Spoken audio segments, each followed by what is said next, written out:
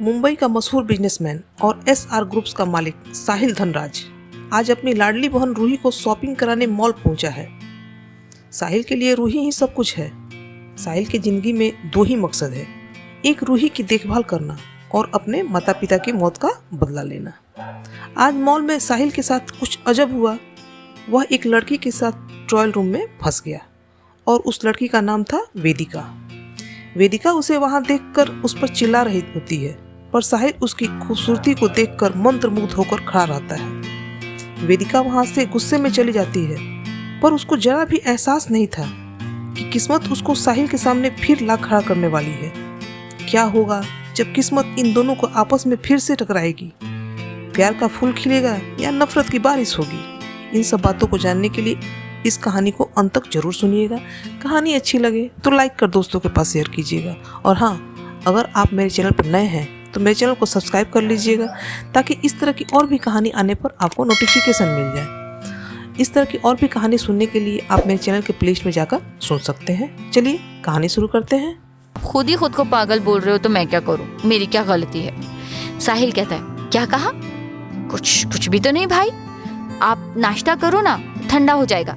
साहिल उसे घूरने लगता है तो रूही अपनी बत्ती सी चमका देती है। शारदा जी झल्लाकर कहती हैं, अब अगर एक दूसरे को घूरने का कार्यक्रम हो गया हो तो नाश्ता कर लो।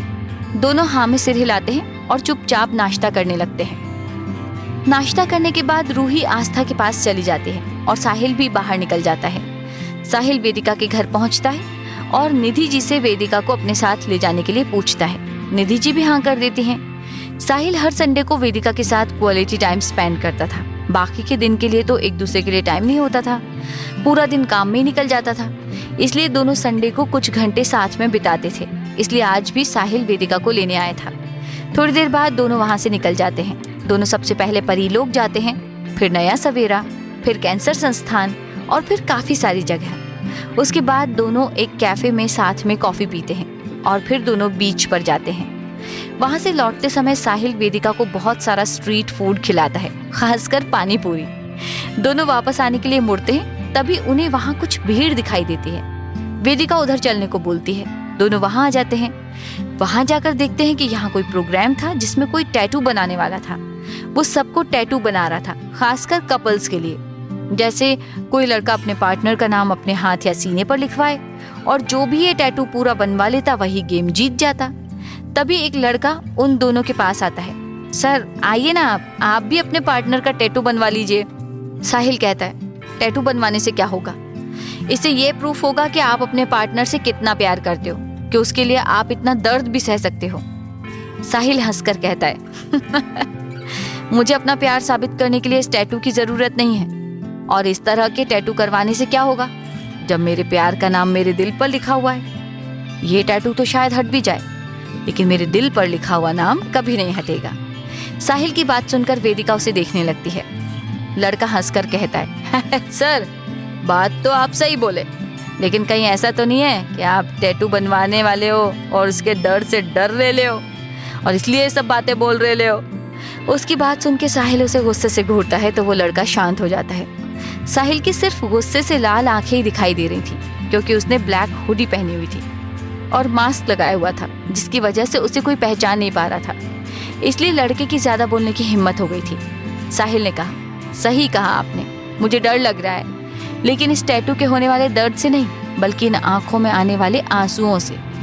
ये लड़की जो मेरी लाइफ पार्टनर है होने वाली, मुझे इतनी सी खरोच आती है ना तो इसकी आंखों में आंसू आ जाते हैं, और मैं कभी भी इसकी आंखों में आंसू नहीं देख सकता। और दूसरी बात, इन्हें मेरे प्यार पर भरोसा है तो मुझे साबित करने की कोई जरूरत नहीं है। इतना बोलने के बाद साहिल वेदिका की ओर देखता है, जो उसे ही देख रही थी।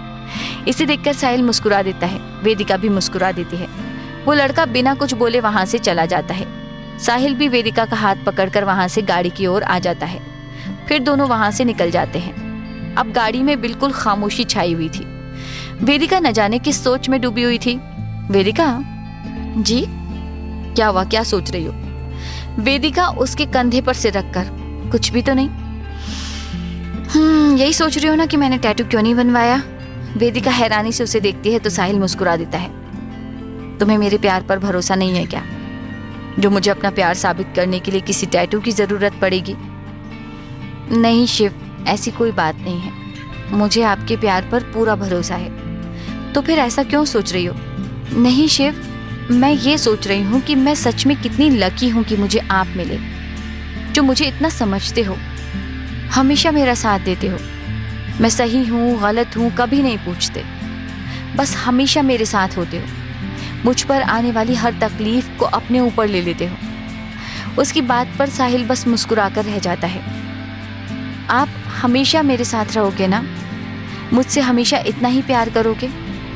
नहीं, मैं हमेशा तुमसे इतना प्यार नहीं कर सकता। वेदिका झटके से उसे देखती है, क्योंकि मेरा प्यार तो हर दिन के साथ बढ़ता ही जाएगा। मैं जब भी तुम्हें देखता हूँ ना, तो मुझे तुमसे और ज्यादा प्यार हो जाता है। तो मेरा प्यार कभी कम होगा नहीं, हमेशा बढ़ता ही जाएगा।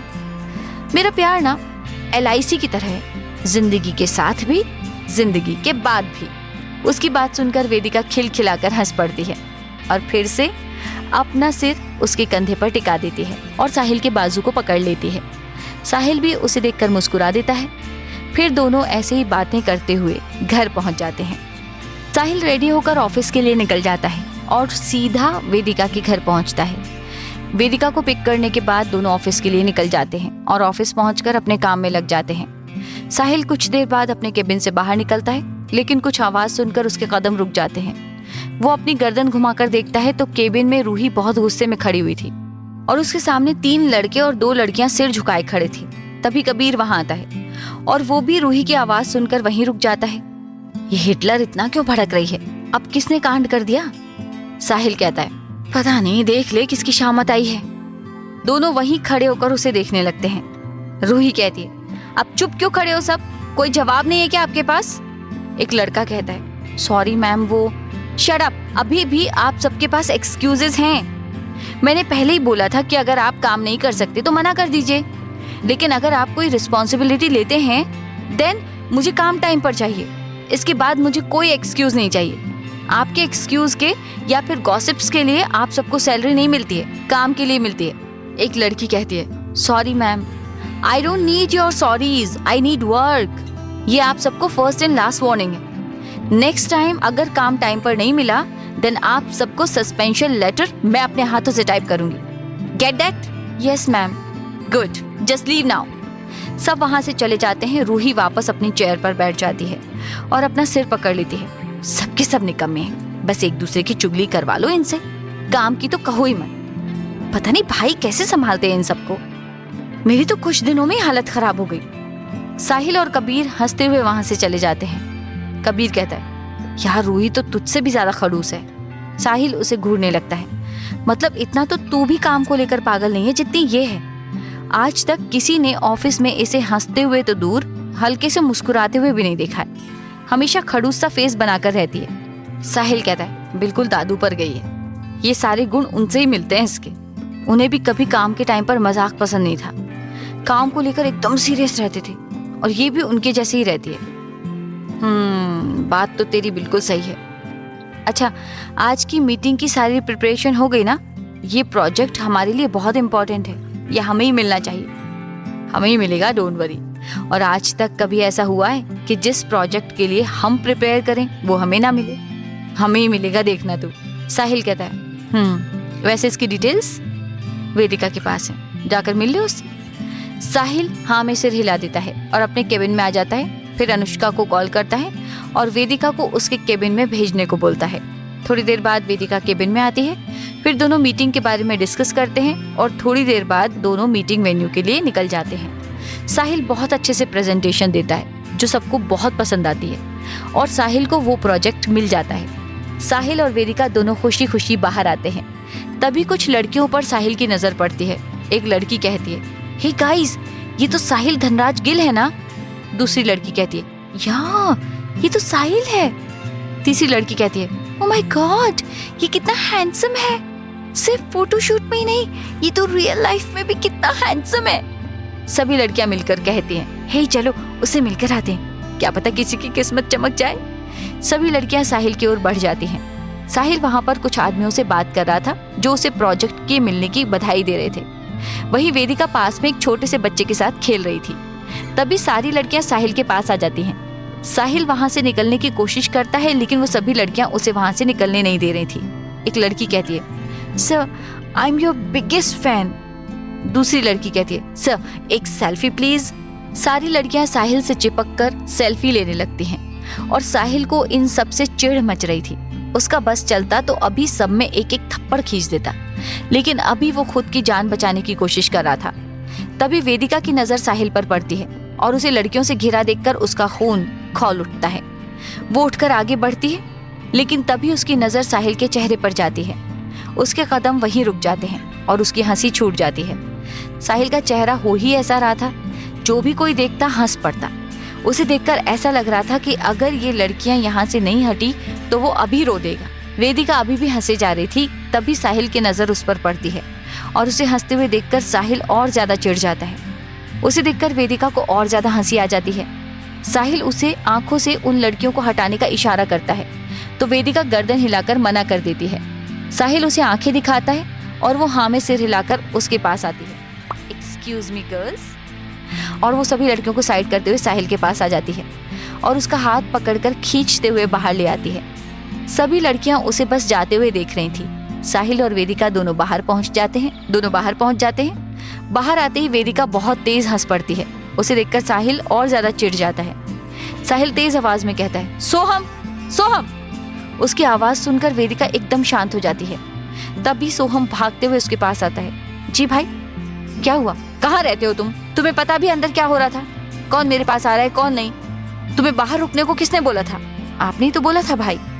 सोहम की बात सुनकर साहिल चुप हो जाता है और वेदिका फिर से हंस पड़ती है। साहिल उसे घूर कर देखता है तो वो अपने मुंह पर उंगली रख लेती है और चुपचाप जाकर गाड़ी में बैठ जाती है। साहिल भी सोहम को घूरता है, जो अभी भी सिर झुकाए मुस्कुरा रहा था। साहिल अपनी गर्दन हिलाता है और गाड़ी में बैठ जाता है। साहिल ड्राइव कर रहा था और वेदिका खिड़की से बाहर देख रही थी। उसे अभी भी हंसी आ रही थी। साहिल बार बार उसे देख रहा था। वो एक झटके से गाड़ी रोक देता है। वेदिका को पता नहीं था कि साहिल अचानक से गाड़ी रोक देगा, तो उसका बैलेंस बिगड़ता है और उसका सिर डैशबोर्ड में लगने वाला होता है। तभी साहिल अपना हाथ उसके सिर के आगे कर देता है, तो वेदिका को चोट नहीं लगती।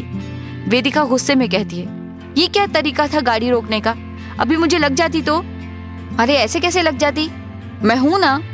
वेदिका उसे घूरने लगती है। साहिल कहता है, ऐसे मत घूरो वरना किस कर लूंगा। वेदिका अपनी आंखें हैरानी से बड़ी कर लेती है। फिर घूर रही हो मतलब करना ही पड़ेगा। और वो अपनी सीट बेल्ट खोलकर वेदिका की ओर झुकने लगता है। वेदिका एकदम अपना चेहरा घुमा लेती है और उसे देखकर साहिल को हंसी आ जाती है, लेकिन वो अपनी हंसी दबा लेता है। तुम्हें कुछ ज्यादा ही हंसी नहीं आ रही? मुझे कब हंसी आ रही है? अच्छा, तो जब वो लड़कियां मुझसे चिपक रही थी तब पड़ोसी हंस रहे थे ना, तो आप मुझसे क्यों पूछ रहे हैं? पड़ोसी से पूछिए ना जाकर। क्या? कुछ नहीं, कुछ भी तो नहीं। और वैसे भी आपको तो बहुत मजा आ रहा होगा ना उन छिपकलियों के बीच। हाँ, बहुत मजा आ रहा था मुझे तो। वेदिका गुस्से से कहती है, क्या कहा आपने? कुछ नहीं कहा मैंने। और मुझे मजा क्यों आएगा? कुछ भी बोलती हो यार। वेदिका बिना कुछ बोले अपना चेहरा बाहर की ओर घुमा लेती है। साहिल गाड़ी स्टार्ट करता है और दोनों वहां से निकल जाते हैं। थोड़ी देर बाद दोनों ऑफिस पहुंच जाते हैं। ऑफिस में आज ज्यादा काम नहीं था, तो शिवी और रूही हाफ डे लेकर वहां से चले जाते हैं। शिवी रूही को एक कैफे में लेकर जाती है। रूही कहती है, हम यहाँ क्यों आए, कुछ बताएगी तू? वो जयंत को तुझसे कुछ बात करनी थी इसलिए। वो तो फोन पर भी हो सकती है ना, यहाँ आने की क्या जरूरत थी? हाँ, लेकिन उसे मिलकर ही बात करनी थी, इसलिए तुझे यहाँ बुलाया है। ऐसी क्या बात करनी है उसे? अब ये मुझे कैसे पता होगा? ये तो जब जयंत आएगा तब उसी से पूछ लेना। ठीक है, उसी से पूछ लूंगी। लेकिन तू इतना क्यों भड़क रही है? शिवी उसे घूरती है, फिर अपने फोन में घुस जाती है। थोड़ी देर बाद जयंत आ जाता है। Hello girls. जयंत शिवी को हाई फाई देता है और आकर चेयर पर बैठ जाता है। सो कैप्टन, अब कैसी तबीयत है तुम्हारी? रूही हंसकर कहती है, ओ कम ऑन यार, अब मैं कोई कैप्टन नहीं हूँ, मैं ETF छोड़ चुकी हूँ। हाँ, लेकिन हमारी कैप्टन तो तुम हो, रहोगी हमेशा। क्यों शिवी? बिल्कुल, तुम दोनों से बातों में कोई नहीं जीत सकता। वैसे जयंत, तुम्हें कुछ बात करनी थी ना मुझसे, बोलो। रूही की बात सुनकर जयंत थोड़ा सा अनकंफर्टेबल हो जाता है। वो लाचारी से शिवी को देखता है। शिवी उसे आंखें दिखाकर बोलने को बोलती है। वो नाम में गर्दन हिला देता है। शिवी उसे गुस्से से घूरती है तो जयंत बिल्कुल बेचारे के जैसा मुंह बना लेता है। शिवी उसे खुद को शांत करने को बोलने का इशारा करती है तो जयंत भी हाँ में सिर हिला देता है। रूही जो कब से इन दोनों के इशारे देख रही थी अब तंग आ गई थी दोनों की इशारेबाजी से। एक काम करो, तुम दोनों इशारे में बात कर लो, मैं निकलती हूँ, ओके? अरे नहीं नहीं, तेरे बिना बात कैसे होगी, तुझसे ही तो बात करनी है। रूही उसे घूरते हुए बैठ जाती है और शिवी बत्ती सी चमकाने लगती है। वही बेचारे जयंत की तो सोच सोचकर हालत खराब हो रही थी कि वो कैसे रूही से बात करे। तब तक वेटर कॉफी, जूस और पेस्ट्री लेकर आ जाता है। जयंत जल्दी से जूस का ग्लास उठाकर पीने लगता है। रूही को इसका बिहेवियर कुछ अजीब लगता है लेकिन वो इस पर कोई ध्यान न देते हुए पेस्ट्री खाने लगती है। रूही खाना खाते हुए कहती है, जयंत भाई बोल ना, क्या बात करनी है, क्यों सस्पेंस बढ़ा रहा है? रूही के मुंह से खुद को भाई सुनकर जयंत को खांसी आ जाती है और सारा जूस उसके मुंह से बाहर आ जाता है। वही शिवी को हंसी आ जाती है। रूही उसे खा जाने वाली नजरों से घूरने लगती है लेकिन शिवी अपने मुंह पर उंगली रख लेती है। रूही टिश्यू पेपर उठाकर जयंत को देती है और उसकी पीठ सहलाने लगती है। भाई आराम से, क्या कर रहा है? आराम से पीना, कोई नहीं छीन रहा तुझसे। अब तो शिवी का हंसते हंसते बुरा हाल हो गया था। वहीं जयंत का चेहरा देखने लायक था और वो बस थोड़ी देर में रोने ही वाला था। उसे तो अब शिवी हंसती हुई भी बुरी लग रही थी। वो उसे आंखें दिखाता है तो शिवी अपने मुंह पर उंगली रख लेती है लेकिन उसकी हंसी कंट्रोल नहीं हो रही थी और वो फिर से हंस पड़ती है। रूही कहती है, तुझे क्या हो गया?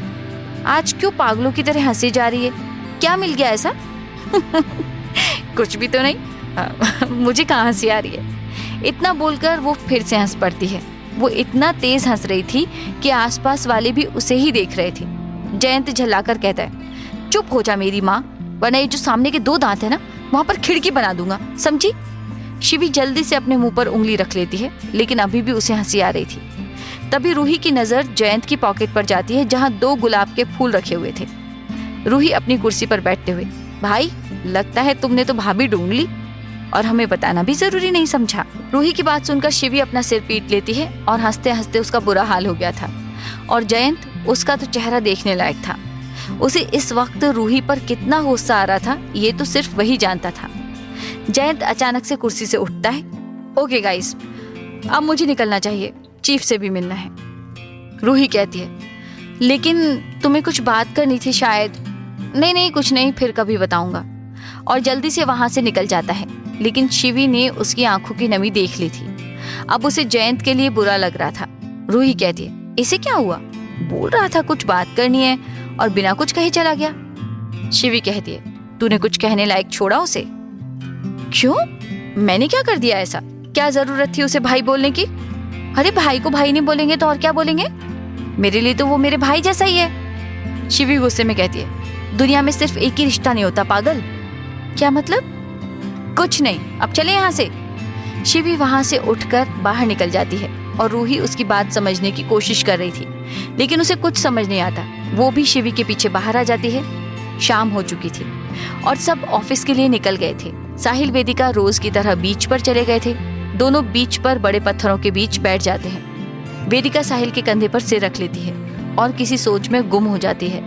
साहिल कई बार उसे आवाज देता है लेकिन वो कुछ रिएक्ट नहीं करती। वेदिका, जी क्या हुआ? तुम्हें क्या हुआ? कब से आवाज दे रहा हूँ, तुम पता नहीं कहाँ खोई खोई रहती हो।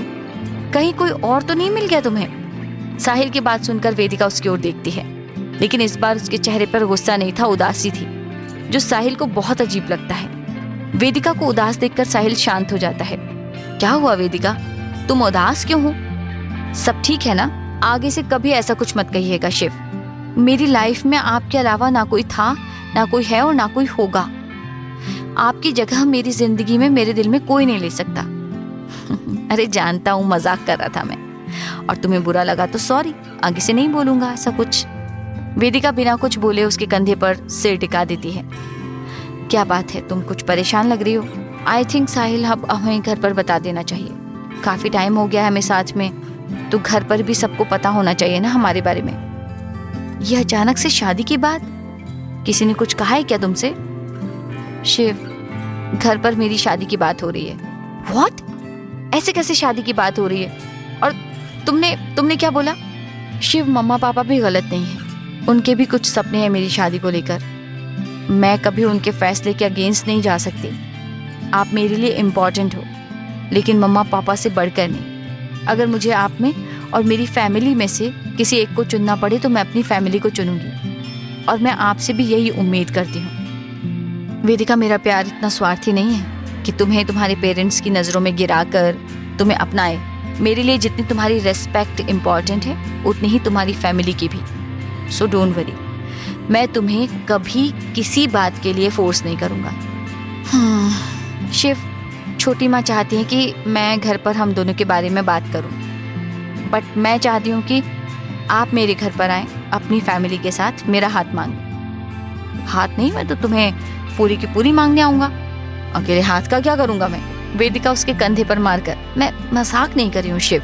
अच्छा बाबा सॉरी, मैं आज ही बड़ी माँ और बाकी सबसे हमारे बारे में बात करता हूँ और जल्दी तुम्हारे घर आऊँगा। आप खुश? वेदिका मुस्कुराकर हाँ में सिर हिला देती है। अब चले? जी चलिए। फिर दोनों वहाँ से निकल जाते हैं। साहिल वेदिका को उसके घर ड्रॉप करता है और अपने घर के लिए निकल जाता है। घर पहुंचकर वो फ्रेश होकर डाइनिंग एरिया में आता है, जहाँ सब पहले से ही उसका वेट कर रहे थे। अमृता जी कहती हैं, आओ पुत्र जी, हम सब आपका ही वेट कर रहे थे। क्यों माँ, कुछ काम था? क्यों बेटा जी, हम बस आपको काम पर ही याद आ सकते हैं। नहीं नहीं बड़ी माँ, मैं तो बस। शारदा जी हंसते हुए कहते हैं, हाँ हाँ हम समझ गए आप क्या बोल रहे हो। वैसे हमें ना आप सबको कुछ बताना था। वैसे मुझे भी आप सबको कुछ बताना है। मिस्टर सिंघानिया कहते हैं, ठीक है बरखुरदार, तो पहले आप ही बताओ। नहीं पापा, आप बताइए पहले। कोई बात नहीं बेटा, आप ही बता दो। नहीं बड़े पापा, आप बताओ। रूही कहती है, ओफो, क्या आप पहले का गेम खेल रहे हो? आप सब जो भी बात करनी है डिनर के बाद करना, मुझे बहुत भूख लगी है, खाना खा लीजिए पहले। सब हंसते हुए खाना खाने लगते हैं। खाना खाने के बाद सब हॉल में आकर बैठ जाते हैं। जी पापा बोलिए, क्या बात करनी थी आपको? गायत्री जी कहती हैं, हाँ भाई, तो बात बहुत खुशी की है, उसे सुनकर आप सबका नाचने का मन करेगा। रूही यशु को गोद में लेकर, तो फिर जल्दी बताइए माँ, हम सब इस खुशी से बचना चाहते हैं। अमृता जी कहती हैं, तो बात तो ऐसी है कि क्या मॉम इतना सस्पेंस बढ़ा रहे हो? शारदा जी कहती हैं, बात यह है कि हमने साहिल के लिए एक लड़की पसंद कर ली है। उनकी बात सुनकर सबके होश उड़ जाते हैं। सबके चेहरे देखने लायक थे और साहिल की तो जैसे किसी ने सांसें ही छीन ली हो। गायत्री जी कहती हैं, हाँ, और 2 दिन बाद सगाई है। साहिल हैरानी से कहता है, सगाई?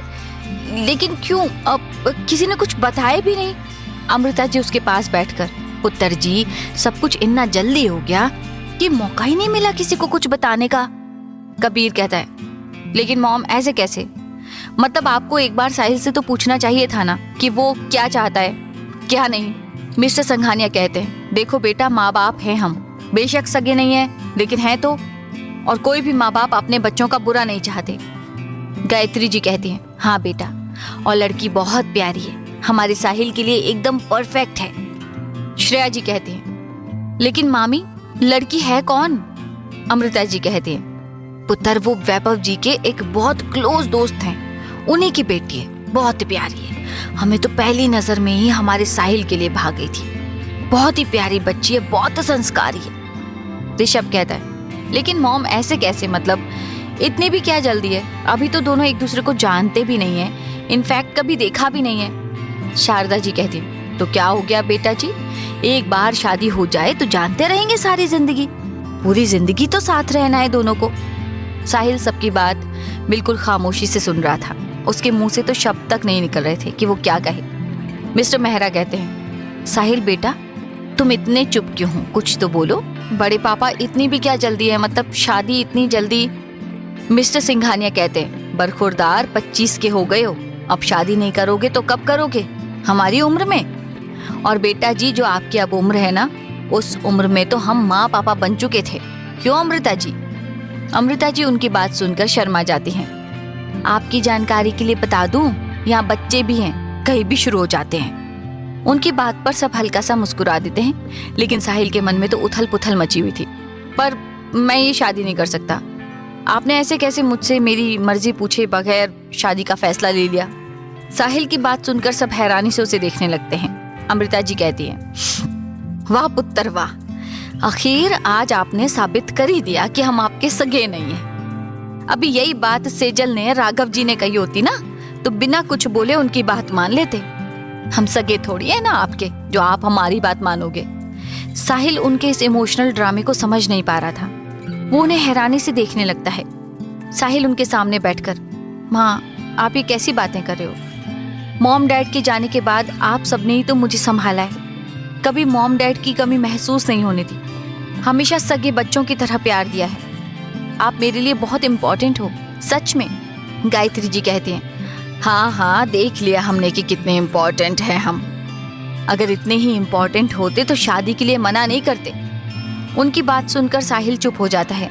अब वो क्या कहे उसे समझ नहीं आ रहा था। एक तरफ उसकी माएँ थी, दूसरी ओर वेदिका, जिसके साथ उसने जीने मरने की कस्में खाई हुई थी, जिसके साथ अपनी सारी जिंदगी बिताने के सपने देखे थे। साहिल कुछ सोचकर, आप सब यही चाहते हो ना कि मैं इस शादी के लिए हाँ कर दूं? अमृता जी और गायत्री जी जल्दी से हाँ में सिर हिला देते हैं। तो ठीक है, मैं तैयार हूँ। आप लोग जैसा कहोगे वैसा ही होगा। साहिल की बात सुनकर सब बड़े खुश हो जाते हैं, लेकिन सभी यंगस्टर्स हैरानी से साहिल को देखते हैं। शारदा जी साहिल के सिर पर हाथ फेरकर, हमेशा खुश रहो मेरे बच्चे। हमें पता था कि आप कभी हमारी बात नहीं टाल सकते। उनकी बात पर साहिल फीका सा मुस्कुरा देता है। मिस्टर मेहरा कहते हैं, ठीक है बेटा जी, कल आप उस लड़की से मिल लेना। उसकी कोई जरूरत नहीं है बड़े पापा। सबने उसे मेरे लिए पसंद किया, आप सबने, तो अच्छी होगी। आप बस शादी की तैयारियां कीजिए। इतना बोलकर साहिल वहां से उठकर अपने रूम में आ जाता है। सभी बड़े खुशी से झूम उठते हैं, लेकिन बाकी सब बहुत उदास हो जाते हैं। उन्हें समझ नहीं आ रहा था कि क्या करें। साहिल जाकर अपने बेड पर धम से गिर जाता है। उसकी आंखों के किनारे भीग जाते हैं। उसकी आंखों के आगे वेदिका का हंसता चेहरा आ रहा था। साहिल अपनी आंखें बंद कर लेता है। उसकी आंख से आंसू निकलकर तकिए को भिगोने लगते हैं। वो अपना फोन उठाता है, वेदिका का नंबर डायल कर देता है, लेकिन बेल जाने से पहले ही काट देता है। क्या जवाब दूंगा मैं उसे कि उसके किए गए सारे वादे झूठे थे? उसका विश्वास जो उसने मुझ पर किया था सब झूठ था। कैसे कहूंगा मैं कि उसका नहीं किसी और का होने वाला हूं? नहीं, मैं उससे ये सब नहीं बता सकता। टूट जाएगी वो। साहिल अपना फोन फेंक देता है, जो सीधा दीवार में जाकर लगता है। उसके कई टुकड़े हो जाते हैं। दूसरी ओर वेदिका बहुत बेचैन हो रही थी। उसे समझ नहीं आ रहा था कि उसका मन इतना बेचैन क्यों है। वो बार बार अपना फोन देख रही थी। शायद साहिल का कोई कॉल या मैसेज हो, लेकिन कोई फायदा नहीं। निधि जी कहती है, क्या हुआ बेटा, किसी का फोन आने वाला है जो तू बार बार फोन चेक कर रही है? नहीं छोटी माँ, बस ऐसे ही। अच्छा अब मुझे नींद आ रही है, गुड नाइट। गुड नाइट बच्चा। वेदिका मुस्कुराकर वहां से अपने रूम में आ जाती है और बालकनी में पड़े झूले पर बैठ जाती है। वो साहिल को फोन करती है, लेकिन उसका फोन स्विच ऑफ आ रहा था। वो कई बार ट्राई करती है, लेकिन कोई फायदा नहीं। हर बार स्विच ऑफ ही आ रहा था। ये शिव है कहाँ? ना मैसेज है ना फोन है, फोन भी नहीं लग रहा। सब ठीक तो होगा ना? पर मुझे इतनी बेचैनी क्यों हो रही है? वो फिर से साहिल का फोन ट्राई करती है, लेकिन कोई फायदा नहीं। वेदिका काव्या को कॉल लगाने का सोचती है, लेकिन फिर रुक जाती है। नहीं, इस वक्त फोन लगाना ठीक नहीं होगा। इस वक्त जीजू के साथ होगी, लेकिन एक बार शिव का पता चल जाएगा। वो फिर कुछ सोचते हुए काव्या को फोन लगा देती है। दूसरी ओर ऋषभ और काव्या अपने रूम में थे। काव्या ने अपना सिर ऋषभ के सीने पर रखा हुआ था। ऋषभ उसके बालों को सहला रहा था। दोनों साहिल को लेकर बहुत परेशान लग रहे थे। तभी काव्या का फोन बजता है। काव्या फोन देखती है तो वेदिका का नाम ब्लिंक कर रहा था। काव्या परेशानी से ऋषभ की ओर देखती है तो ऋषभ उसे शांत रहकर फोन पिक करने का इशारा करता है। काव्या फोन उठाती है। हेलो, आज कैसे मैडम को मेरी याद आ गई? क्यों, क्या मैं तुझे कभी याद नहीं करती? नहीं करती। शादी मेरी हुई है, लेकिन बदल तू गई है। ऐसे थोड़ी होता है। अच्छा जी, मैं बदल गई हूँ? हाँ। काव्या वेदिका को बातों में लगाकर रखना चाहती थी ताकि वो उससे साहिल के बारे में कुछ ना पूछे। दोनों काफी देर तक बातें करती रहती हैं। काव्या, शिव कैसे हैं? मतलब वो ठीक है ना? आज मेरी उनसे कोई बात नहीं हुई, फोन भी स्विच ऑफ है उनका। सब ठीक है ना वहाँ? मुझे कुछ अजीब सा लग रहा है। वेदिका की बात सुनकर काव्या चुप हो जाती है और उसकी आंखें आंसुओं से भर जाती हैं। आखिर जिस चीज का डर था वही हुआ। जिस सवाल से काव्या बचना चाह रही थी वही सवाल वेदिका ने उससे कर दिया था। काव्या को चुप देखकर वेदिका को घबराहट होने लगती है। काव्या, तू चुप क्यों है? बता ना, सब ठीक है ना वहाँ पर? हाँ सब ठीक है, और साहिल भी एकदम ठीक है। फिक्र मत कर। तो फिर उनका फोन क्यों नहीं लग रहा? हो सकता है उसका फोन डाउन हो गया है, उसने ध्यान नहीं दिया हो। तू फिक्र मत कर, सब ठीक है, तू भी सो जा। वेदिका फीका सा मुस्कुराकर गुड नाइट, गुड नाइट, और ख्याल रखना अपना, और फोन रख देती है और ऋषभ की ओर देखने लगती है। उसकी आंखों से आंसू बहने लगते हैं। ऋषभ उसे अपने सीने से लगा लेता है। इन दोनों की क्या गलती है ऋषभ? बड़ी मुश्किल से तो मेरी वेदिका ने हंसना सीखा था, अब फिर से ये सब। अगर उसे ये सब कुछ पता चला तो वो टूट जाएगी। बहुत मुश्किल से खुद को संभाला था उसने, अब और नहीं सह पाएगी वो। ऋषभ कहता है कुछ गलत नहीं होगा, हम कल ही मॉम डैड से बात करते हैं दोनों के बारे में, कुछ गलत नहीं होगा, ओके? अब तुम आराम करो और ज्यादा स्ट्रेस मत लो, सो जाओ। काव्या अपनी आंखें बंद कर लेती है और थोड़ी ही देर में सो भी जाती है। दूसरी ओर वेदिका फोन कट करके झूले पर बैठ जाती है। काव्या परेशान ना हो इसलिए वो उससे अच्छे से बात कर रही थी, लेकिन अंदर ही अंदर उसे बहुत बेचैनी महसूस हो रही थी। शिव, कहाँ हैं आप? एक बार तो बात कर लीजिए, मुझे बहुत अजीब सा लग रहा है। दूसरी ओर साहिल अभी भी बेड पर पेट के बल लेटा हुआ था। अचानक से उसे हिचकी आने लगती है। वो जल्दी से उठ बैठता है और पानी पीता है, लेकिन उसकी हिचकी बंद नहीं होती। कौन याद कर रहा है इस वक्त वेदिका के अलावा? वेदिका का नाम लेते ही साहिल की हिचकी रुक जाती है। वेदिका के बारे में सोचकर साहिल की आंखें फिर से नम हो जाती हैं। वो उठकर पूल साइड में आकर बैठ जाता है। वो वहीं बैठकर खुले आसमान को देखता रहता है। काफी देर तक वो ऐसे ही खामोश बैठा रहता है। तभी कहीं दूर से किसी गाने की आवाज आती है। दो पल रुका ख्वाबों का कारवां, और फिर चल दिए तुम कहाँ हम कहाँ। दो पल की थी ये दिलों की दास्तां, और फिर चल दिए तुम कहाँ हम कहाँ। दूसरी ओर वेदिका अपने कानों में ईयरफोन लगा लेती है और आंखें बंद कर लेती है। वहां पर भी यही गाना चल रहा था। ये गाना साहिल के दर्द को और बढ़ा देता है। थोड़ी देर बाद साहिल उठकर अंदर आ जाता है और बेड पर लेट जाता है, लेकिन नींद उसकी आंखों से कोसों दूर थी। वही हाल वेदिका का था। दोनों ने पूरी रात आंखों में निकाल दी थी। अगले दिन साहिल रेडी होकर नीचे आता है। घर में काफी चहल पहल है, हर कोई काम में बिजी है। कोई कुछ कर रहा है, कोई कुछ। गायत्री जी, अमृता जी, शारदा जी तीनों इधर से उधर दौड़ रही थी। तभी गायत्री जी की नजर उस पर पड़ती है। वो उसके पास आती है। बेटा जी, कहीं जा रहे हो क्या? जी बड़ी माँ, ऑफिस जा रहा हूँ। कोई जरूरत नहीं है ऑफिस जाने की, और वैसे भी कबीर को बोलकर हमने कुछ दिन ऑफिस का ऑफ कर दिया है। साहिल हैरानी से, लेकिन माँ बहुत सारा काम पेंडिंग था, बहुत सारे कॉन्ट्रैक्ट साइन करने, बहुत सारी मीटिंग अटेंड करनी थी। शारदा जी कहती हैं, देखिए बेटा जी, इस वक्त आपको अपने काम से ज्यादा अपने आप पर ध्यान देना है। कुछ दिनों में शादी है आपकी, तो जरा अपने आप पर ध्यान दो। काम 2 दिन बाद हो जाएगा। और अब आप अपने रूम में जाइए, और थोड़ी देर में डिजाइनर आने वाला है आपके मेजरमेंट लेने के लिए। जी आई साहब। वो वापस जाने लगता है। तभी गायत्री जी उसे आवाज देती हैं, साहिल बेटा। साहिल पलटकर कहता है, जी बड़ी माँ। आप खुश तो हैं ना? साहिल फीका मुस्कुराकर, आप खुश हैं? बहुत।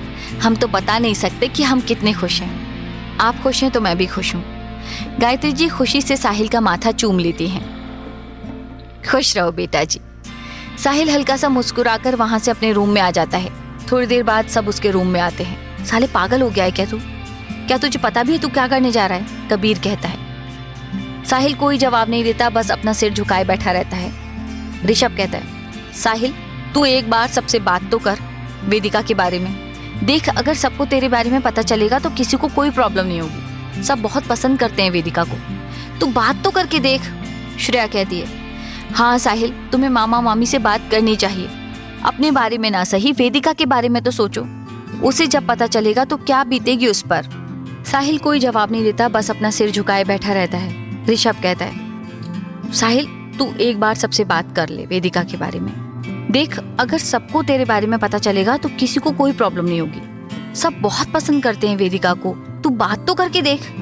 श्रेया कहती है, हाँ साहिल, तुम्हें मामा मामी से बात करनी चाहिए। अपने बारे में ना सही, वेदिका के बारे में तो सोचो। जब उसे पता चलेगा तो क्या बीतेगी उस पर, वो तो टूट ही जाएगी। आस्था कहती है, हाँ भाई, आपको बात करनी चाहिए। आप कहें तो हम बात करें सबसे। साहिल कहता है, नहीं नहीं, कोई किसी से बात नहीं करेगा, ये मेरा फैसला है और मैं मेरा फैसला ले चुका हूँ। लेकिन साहिल, अवनी कहती है। साहिल उसे हाथ दिखाकर चुप रहने का इशारा करता है। तो अवनी चुप हो जाती है और रूही बिना कुछ बोले वहां से उठकर चली जाती है। बाकी सब भी धीरे धीरे वहां से चले जाते हैं और साहिल वहीं अकेला बैठा रह जाता है। ऐसे ही 2 दिन बीत जाते हैं, लेकिन साहिल वेदिका से कोई बात नहीं करता। सबने साहिल को समझाने की कोशिश की, लेकिन साहिल तो जैसे कुछ समझना ही नहीं चाहता था और उसने ये सगाई करने का फैसला कर लिया था। सब उसे समझा कर थक गए थे, लेकिन वो कुछ समझने को तैयार नहीं था और सबको इन्फॉर्म कर दिया गया था। आशी भी वंदना और अलका जी के साथ वहीं आ गई थी और वो तो अपनी भाई की शादी के लिए बहुत खुश थी। देखते ही देखते सगाई का दिन आ जाता है। शाम को गायत्री जी, शारदा जी, अमृता जी साहिल के रूम में आती हैं और उसके बेड पर एक ड्रेस रख देती हैं। ये लो बेटा जी, आपका आउटफिट आ गया है, जल्दी से तैयार होकर नीचे आ जाओ, फिर निकलना है। साहिल जी बोलकर बाथरूम में आ जाता है। थोड़ी देर बाद वो बाथरूम से बाहर आता है, तब तक बाकी सब भी वहां आ जाते हैं। रजत कहता है, साहिल एक बार सोच ले, देख ये जो भी हो रहा है सही नहीं हो रहा है। 3 जिंदगियां बर्बाद हो जाएंगी। किसी की जिंदगी बर्बाद नहीं होगी भाई, और मैं इस रिश्ते को पूरी ईमानदारी से निभाऊंगा, आप फिक्र मत कीजिए। ऋषभ कहता है, तू खुश रह पाएगा किसी और के साथ? दिल में किसी और को रखकर, बाहों में किसी और को ले पाएगा? देख साहिल, अभी भी टाइम है, फिर से सोच ले। साहिल कहता है, आप सब बाहर जाओ, मुझे रेडी होना है, नीचे सब वेट कर रहे होंगे। रूही कहती है, ये आपका आखिरी फैसला है भाई? साहिल रूही को देखता है, क्योंकि रूही पिछले 2 दिनों में आज पहली बार साहिल से बोली थी, वरना 2 दिन से रूही ने साहिल से कोई बात नहीं की थी। ये मेरा आखिरी फैसला है। तो एक बात आप भी सुन लीजिए, इस घर में वो लड़की सिर्फ आपकी पत्नी या इस घर की बहू बनकर आएगी, मेरी भाभी वो कभी नहीं बन सकती। इतना बोलकर रूही वहां से बाहर चली जाती है और साहिल उसे आवाज लगाता रह जाता है, लेकिन रूही नहीं सुनती। बाकी सब भी बाहर आ जाते हैं। साहिल उदास सा होकर तैयार होने लगता है। थोड़ी देर बाद तैयार होकर बाहर आता है, फिर सब सगाई के लिए होटल के लिए निकल जाते हैं। सगाई का फंक्शन एक होटल में रखा गया था। सब वहां पहुंच जाते हैं। होटल काफी खूबसूरत तरीके से सजाया गया था। रंग बिरंगी लाइट्स और खुशबूदार फूलों से सारी जगह महक रही थी। सब अंदर आते हैं, फिर सब बाहर गार्डन में आते हैं। सगाई का प्रोग्राम गार्डन में रखा गया था। सब कुछ बहुत अच्छे से सजाया गया था। सामने एक स्टेज बनी हुई थी, उस पर एक झूला रखा हुआ था। स्टेज के बिल्कुल सामने कुर्सियां लगी हुई थी। सब साहिल को ले जाकर स्टेज पर बैठा देते हैं। साहिल ने आज ब्लैक कुर्ता विथ गोल्डन धोती पहना हुआ था। कुर्ते की जेब पर एक ब्रॉच लगा हुआ था। बालों को जेल से अच्छे से सेट किया हुआ था। एक हाथ में घड़ी पहनी हुई थी जो उसे वेदिका ने दी थी। एक हाथ में चांदी का कड़ा पहना हुआ था। पैरों में जूती डाली हुई थी। कुल मिलाकर बहुत ज्यादा हैंडसम लग रहा था साहिल। बस कमी थी तो होठों पर हमेशा वाली कातिल मुस्कान की, जो हर लड़की के होश उड़ा देती थी। और आज तो आंखों की चमक भी गायब थी। तभी पंडित जी लड़की को बुलाते हैं। गायत्री जी पंडित जी को बोलकर अमृता जी और शारदा जी के साथ लड़की को लाने चली जाती हैं। थोड़ी देर बाद तीनों लड़की को लेकर आती हैं। लड़की को देखते ही सब बिल्कुल हैरान रह जाते हैं। किसी को अपनी आंखों पर विश्वास नहीं हो रहा था, लेकिन साहिल ने अभी तक उसे नहीं देखा था, क्योंकि वो तो अपनी नजरें झुकाए खड़ा था। अबे यार, ये क्या सियापा है, देख यार एक बार, कबीर कहता है। लेकिन साहिल अपनी नजरें नहीं उठाता। वो धीरे धीरे कदमों से स्टेज की ओर बढ़ रही थी। साथ ही साहिल की धड़कनें भी बढ़ने लगी थी। यार एक बार देख तो सही, कबीर कहता है। साहिल उसे घूरता है तो कबीर उसका चेहरा पकड़कर सामने कर देता है। अबे मुझे नहीं, उसे देख। साहिल जैसे ही सामने देखता है तो हैरान रह जाता है, लेकिन अगले ही पल उसके चेहरे से हैरानी के भाव गायब हो जाते हैं और उसकी जगह गुस्से और नफरत के भाव आ जाते हैं और उसके मुंह से बस एक ही शब्द निकलता है, पूर्वी। साहिल गुस्से और नफरत से पूर्वी को घूरने लगता है। वही नीली साड़ी में लिपटी पूर्वी उसी की ओर बढ़ रही थी। पूर्वी ने नीली साड़ी पहनी थी। बालों का एक लूज बन बनाया हुआ था, जिसमें आगे 2 लटें खुली छोड़ी थी और वो बार बार पूर्वी के गालों को छू रही थी। माथे पर एक छोटी सी बिंदी लगाई हुई थी। आंखों में काजल और होठों पर हल्की गुलाबी लिपस्टिक लगाई हुई थी। गले में एक बारीक सी सोने की चेन पहनी हुई थी। एक हाथ में घड़ी और दूसरा हाथ खाली था। पूर्वी इतनी सादगी में भी बहुत खूबसूरत लग रही थी। साहिल की जगह कोई और होता तो शायद अपने होश खो बैठता पूर्वी को देखकर। पूर्वी हल्के हल्के कदमों से साहिल की ओर बढ़ रही थी। उतना ही साहिल का गुस्सा बढ़ता जा रहा था। पूर्वी स्टेज पर पहुंचती है और साहिल के पास आकर खड़ी हो जाती है और उसे देखने लगती है। साहिल नफरत से अपना चेहरा घुमा लेता है, जो कि पूर्वी को बहुत अजीब लगता है। साहिल का उसे इस तरह नफरत से देखना पूर्वी को अंदर ही अंदर तोड़ रहा था। पूर्वी खुद को संभाल कर, क्या हुआ साहिल, अब क्या मुझसे बात भी नहीं करोगे तुम? बात करना तो दूर, तुमने तो मुझसे मुंह ही फेर लिया। साहिल उसे गुस्से से घूरता है। साहिल कैसे घूरने से पूर्वी सिहर उठती है। कबीर जो अब तक सामने देख रहा था वो साहिल को देखता है, जो पूर्वी को खा जाने वाली नजरों से घूर रहा था। उसकी आंखों में हल्की सी नमी उतर आई थी। कबीर कहता है, अबे पागल आदमी, उधर देख, कहाँ देख रहा है, इधर देख। और साहिल का चेहरा पकड़कर फिर सामने की ओर घुमा देता है।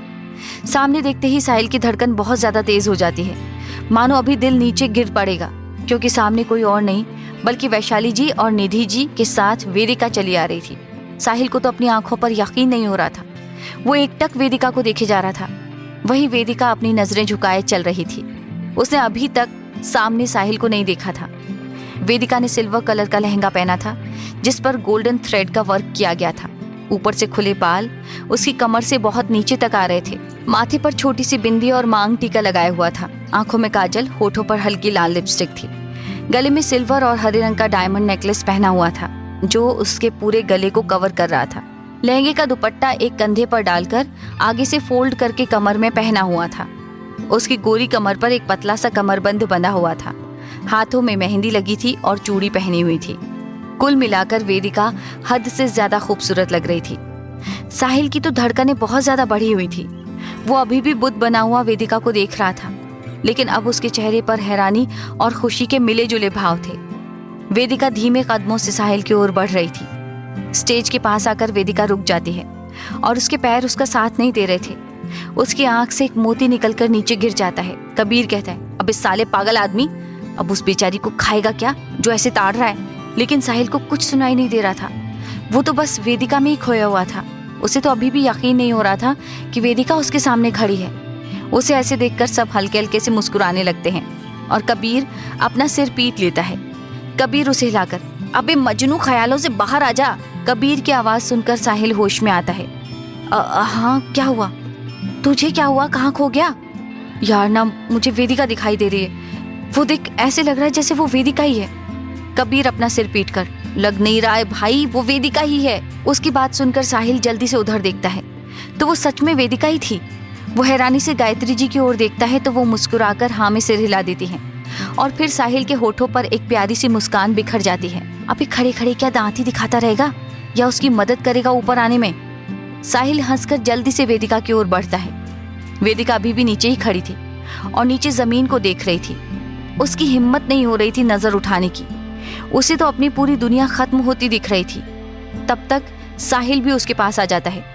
अगर जमीन को घूरना हो गया हो तो थोड़ा सा निगाहे करम इस नाचीज पर भी कर दीजिए बेगम साहिबा। साहिल की आवाज सुनकर वेदिका जल्दी से अपनी गर्दन उठाती है और साहिल को देखती है, जो मुस्कुराते हुए उसे ही देख रहा था। वेदिका को यकीन नहीं होता कि वो साहिल ही है। वो धीरे से अपना हाथ उसके चेहरे की ओर बढ़ाती है और हल्के से उसकी गाल को छू लेती है। उसकी इस हरकत पर साहिल मुस्कुरा देता है। वेदिका को यकीन हो जाता है कि ये साहिल ही है। वो जल्दी से साहिल के गले लग जाती है और साहिल भी उसे अपनी बाहों में भर लेता है। दोनों की आंखें नम हो जाती हैं और बाकी सबके होठों पर मुस्कान फैल जाती है। सब मुस्कुराते हुए उन दोनों को देखने लगते हैं। बहुत देर तक दोनों एक दूसरे को गले लगाए खड़े रहते हैं। फिर साहिल वेदिका से अलग होता है और उसके आंसू पोंछकर नाम में गर्दन हिला देता है और उसके माथे को चूम लेता है। वेदिका अपनी आंखें बंद कर लेती है। श्रेया खांस कर कहती है, अरे भाई, कौनो शर्म लाज बची है कि नहीं? इन छोटे बच्चों की ना सही, हम बड़े बुजुर्गों की थोड़ी शर्म कर लो। उसकी बात सुनकर सब हंस पड़ते हैं। साहिल और वेदिका शर्माकर अलग हो जाते हैं। अमृता जी कहती हैं, तो पुत्र जी, कैसा लगा सरप्राइज?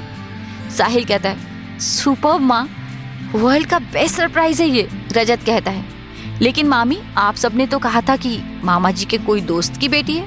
मिस्टर मेहरा कहते हैं, अरे अगर उस वक्त हम सबको बता देते तो इन दोनों के चेहरे पर इतनी प्यारी सी मुस्कान कैसे देखने को मिलती। लेकिन बड़े पापा, आपको कैसे, मतलब आप? बरखुरदार, आप नहीं बताओगे तो क्या हमें पता नहीं चलेगा? बेटा जी, बाप हैं हम आपके। अपने बच्चों की आंखों में देखकर बता सकते हैं कि बच्चों के मन में क्या चल रहा है। गायत्री जी कहती है, और नहीं तो क्या, वैसे भी जो लड़का कभी किसी लड़की को आंख उठाकर नहीं देखता, वो किसी लड़की को देखकर पल के झपकाना भूल जाता है। जिस लड़के को लड़कियों से ही एलर्जी थी, जो लड़का किसी के आगे नहीं झुका, जिसके आगे किसी की जबान नहीं खुलती, वो किसी लड़की का गुस्सा, उसकी धमकियां सब कुछ सह रहा है, तो कोई तो बात होगी ना। साहिल और वेदिका उनकी बात सुनकर शर्मा जाते हैं। अमृता जी कहती हैं, और नहीं तो क्या, आप सबने देखा नहीं जब वेदिका के साथ वो सब कुछ हुआ तो क्या हालत हो गई थी इसकी। मतलब इन्हें लगता था कि इनके माँ बाप बूढ़े हो गए, उन्हें क्या पता चलेगा। लेकिन बेटा जी आप भूल गए, शायद जिस उम्र में आप हो ना, वो उम्र हम बहुत पहले पार कर चुके हैं, तो हमसे तो चालाकी नहीं, समझे। साहिल हाँ में सिर हिला देता है, बाकी सब हंस पड़ते हैं। शारदा जी कहती हैं, और हमें पता है हमारे बच्चों की खुशी किस चीज में है, तो अपने बच्चों की खुशियों के लिए इतना तो कर ही सकते हैं ना। साहिल जल्दी से उनके गले लग जाता है। Thank you thank you thank you so much I Sahib, बड़ी माँ, आप सबको थैंक यू बहुत सारा। आप सबने दुनिया की सबसे बड़ी खुशी दी है मुझे, thank you so much. Sharda ji उसके सिर पर हाथ फेरती हैं। साहिल उनसे अलग होता है। अवनी कहती है, लेकिन बड़ी माँ, ये सगाई शादी सब कुछ फाइनल कब हुआ। गायत्री जी कहती है, ये तो बहुत पहले से फाइनल था। सभी हैरानी से कहते हैं, मतलब ये कि हमने 1 महीने पहले ही इन दोनों के बारे में बात कर ली थी और किसी को कोई प्रॉब्लम भी नहीं थी, तो सब कुछ फाइनल कर दिया। लेकिन इन दोनों को बताने से मना कर दिया ताकि इन्हें हम सरप्राइज दे सकें। और अब जब डेट बिल्कुल नजदीक आ गई तो हमने बताया, और ऑफिस भी इसलिए ऑफ करवाया ताकि ये दोनों मिल ना सकें, वरना तो पूरा प्लान ही फ्लॉप हो जाता। श्रेया कहती है, वाओ, तो यहाँ तो सब मास्टरमाइंड है, मतलब सब इस साजिश में शामिल थे और बेचारे हमारे लव बर्ड्स बेवजह इतने टेंस थे। उसकी बात पर सब हंस पड़ते हैं। काव्या कहती है, लेकिन मम्मा आप सबने मुझे भी नहीं बताया वेदिका की सगाई के बारे में। वैशाली जी कहती हैं, वो इसलिए, अगर वेदिका के बारे में बताते तो आप सबको शक हो जाता और फिर आप सब जाकर सब कुछ उगल देते इनके सामने, इसलिए नहीं बताया। कबीर कहता है, वो सब तो ठीक है, लेकिन वेदिका कैसे मानी इस शादी के लिए। मतलब साहिल का समझ आता है कि उससे इमोशनल ब्लैकमेल किया गया था, लेकिन वेदिका को कैसे मनाया। निधि जी कहती है, सेम ट्रिक अपनाई बेटा जी। मतलब दादी कहती है, मतलब मैं ये बताती हूँ, ये तो मान नहीं रही थी, ऊपर से भड़क गई थी कि अगर किसी से शादी के लिए फोर्स किया तो जान दे देगी। साहिल और बाकी सब हैरानी से वेदिका को देखते हैं जो सिर झुकाए खड़ी थी। फिर सब इसकी धमकी से डर गए, और लेकिन मैं तो इसकी दादी हूँ। फिर मैंने अपना दिमाग लगाया और हार्ट अटैक का नाटक किया और यह फट से तैयार हो गई।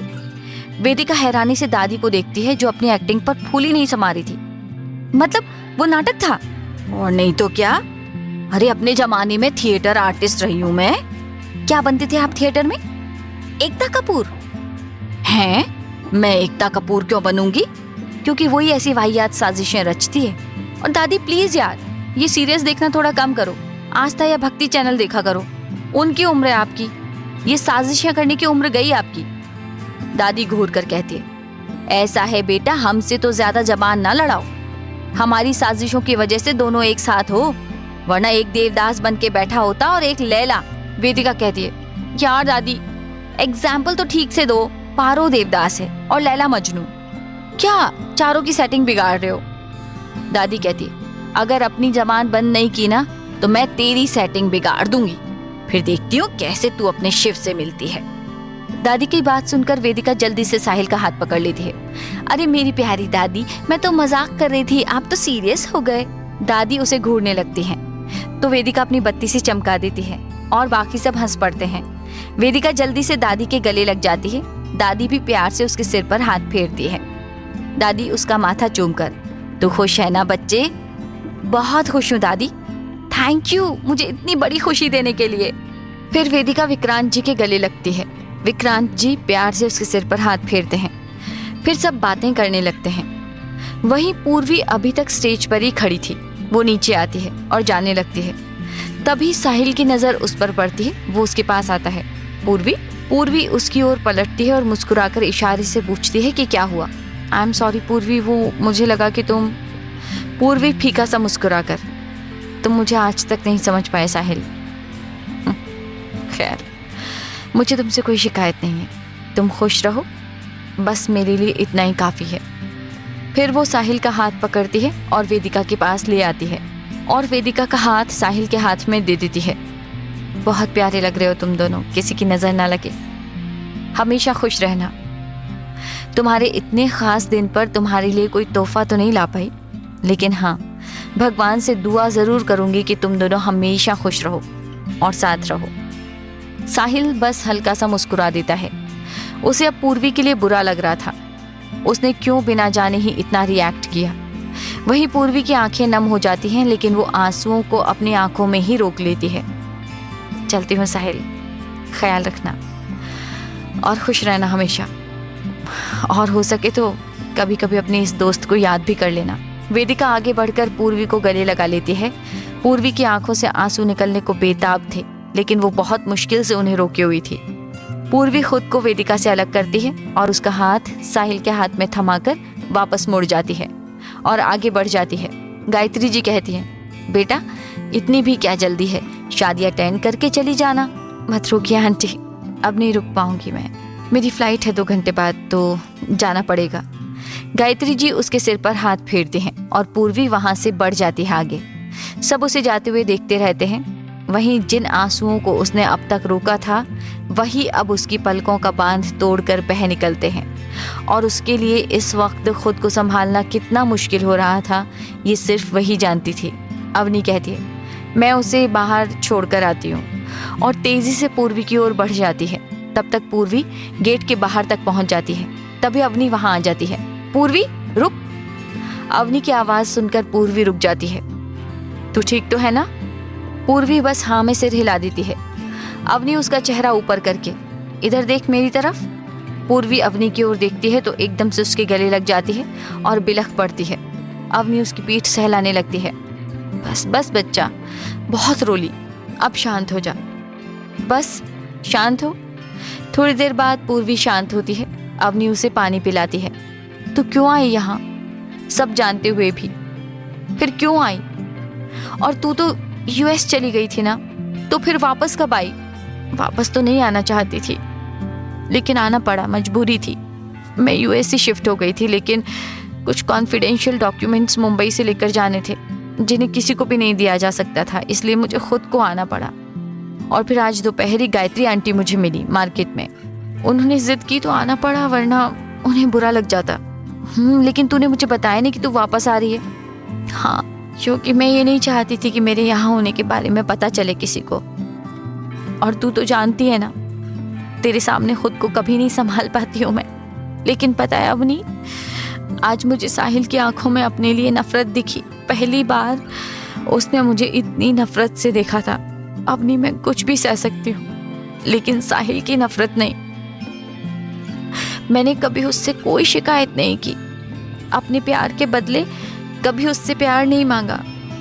मैं खुश हूं अपने एक तरफा प्यार के साथ, लेकिन आज उसकी आंखों में खुद के लिए नफरत देखकर ऐसे लगा जैसे सब कुछ खत्म हो गया। अवनी, कुछ खत्म नहीं हुआ है पूर्वी, भूल जाओ उसे, जस्ट मूव ऑन यार। ये सच में इतना आसान है क्या? उसकी बात सुनकर अवनी चुप हो जाती है। चल ये सब छोड़, मुझे लेट हो रहा है, मैं निकलती हूँ, बाय, ख्याल रखना अपना, ओके?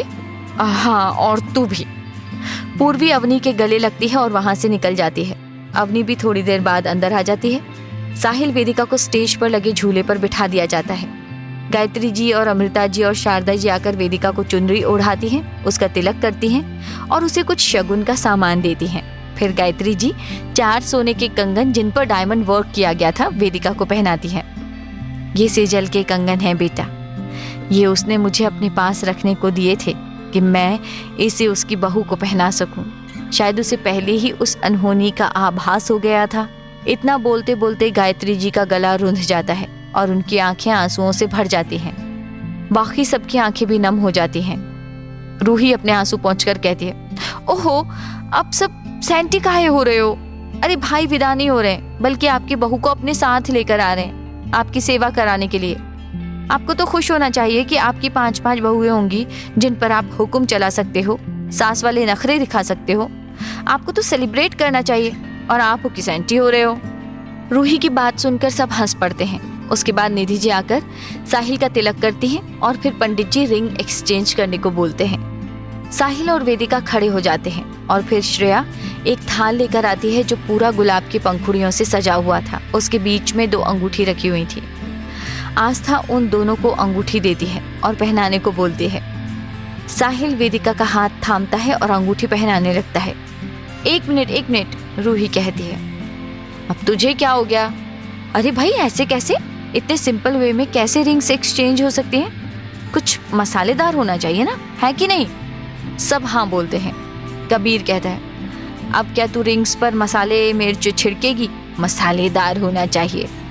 रूही उसे घूर कर कहती है, वीर जी आप ना थोड़ी देर चुप ही रहो, वरना मेरा सटक गया ना तो आपको चटका दूंगी मैं। रूही की बात पर सब हंस पड़ते हैं और कबीर का मुंह बन जाता है। रजत कहता है, लेकिन रूही करवाना क्या है वो भी तो बता। रूही कुछ सोचते हुए, भाई को भाभी को प्रपोज करना पड़ेगा सबके सामने। साहिल और वेदिका हैरानी से उसे देखते हैं। साहिल कहता है, पागल हो गई है क्या?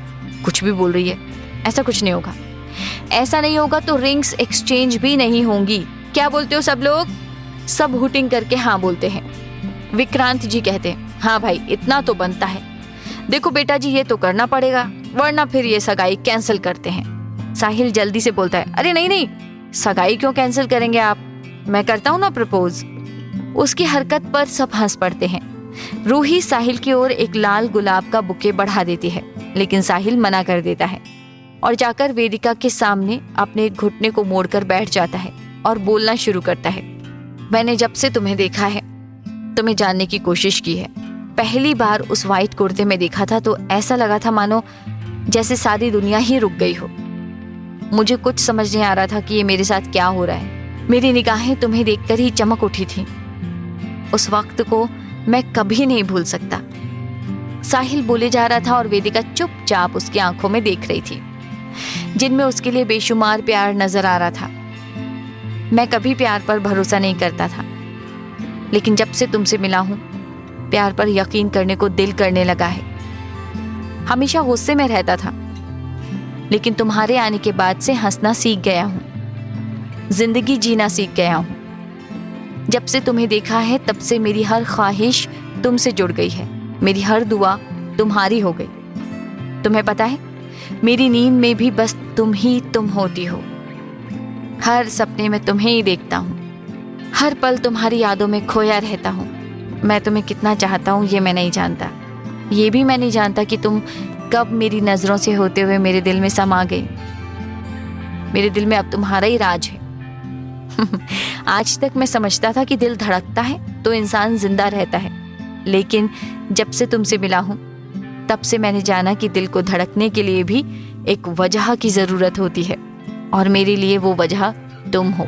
तुम सामने होती हो तो सब कुछ अच्छा लगता है। ऐसा लगता है जैसे मेरा दिल तुम्हें ही ढूंढता है धड़कने के लिए। तुम आसपास नहीं होती तो ये दिल थम सा जाता है। शायद इसी को प्यार कहते हैं, और इसी को प्यार में पागल होना कहते हैं। मुझे प्यार करना नहीं आता, ना ही जताना आता है, और ना ही अपने प्यार का इजहार करना आता है। लेकिन मैं इतना जानता हूं कि तुम मेरी जिंदगी में एक नए सवेरे की तरह आई हो। मैंने जिंदगी में पहली बार अपने दिल को सुना और तुमसे प्यार कर बैठा। अब तो मेरा दिल भी मेरा साथ नहीं देता, ये तो बस तुम्हारे लिए धड़कता है। बचपन से लेकर आज तक सिर्फ एक लड़की को अपने दिल में जगह दी है, और वो लड़की सिर्फ और सिर्फ तुम हो।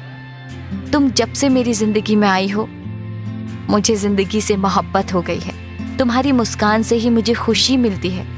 तुम्हें पता है, बचपन में ना मैं एक सपना देखता था जिसमें एक प्रिंस अपनी प्रिंसेस के साथ होता है, और पता है वो प्रिंसेस बिल्कुल तुम्हारी जैसी थी। मुझे पता है कि मैं कोई प्रिंस नहीं हूँ, लेकिन मैं तुम्हें हमेशा अपनी प्रिंसेस बनाकर रखना चाहता हूँ। प्यार में निकनेम तो सब देते हैं, मैं तुम्हें अपना सरनेम देना चाहता हूँ। बोलो, बनोगी मेरी प्रिंसेस? अपनाओगी मुझ जैसे गुस्सैल इंसान को? मेरी अधूरी जिंदगी में आकर पूरा करोगी मुझे? अपनाओगी मेरे सरनेम को? क्या तुम वेदिका शर्मा से वेदिका साहिल धनराज गिल बनोगी, इतना बोलकर साहिल चुप हो जाता है। उसकी आंखों में नमी तैर गई थी। वो अपना हाथ वेदिका की ओर बढ़ा देता है। वहीं इस तरह से अपने लिए साहिल का प्यार का इजहार सुनकर वेदिका भी भावुक हो जाती है। उसकी भी आंखें छलक आती हैं। वो मुस्कुराते हुए साहिल के हाथ में अपना हाथ रख देती है और हाँ में सिर हिला देती है। साहिल के होठों पर मुस्कान बिखर जाती है। वेदिका भी नीचे बैठकर उसके गले लग जाती है। सब हुटिंग करने लगते हैं और ऊपर से गुलाब की पंखुड़ियां बरसने लगते हैं। थोड़ी देर बाद दोनों अलग होते हैं और पंडित जी रिंग्स एक्सचेंज करने को बोलते हैं। निधि जी और शारदा जी स्टेज पर आती हैं और उनके सामने अंगूठी बढ़ा देती हैं।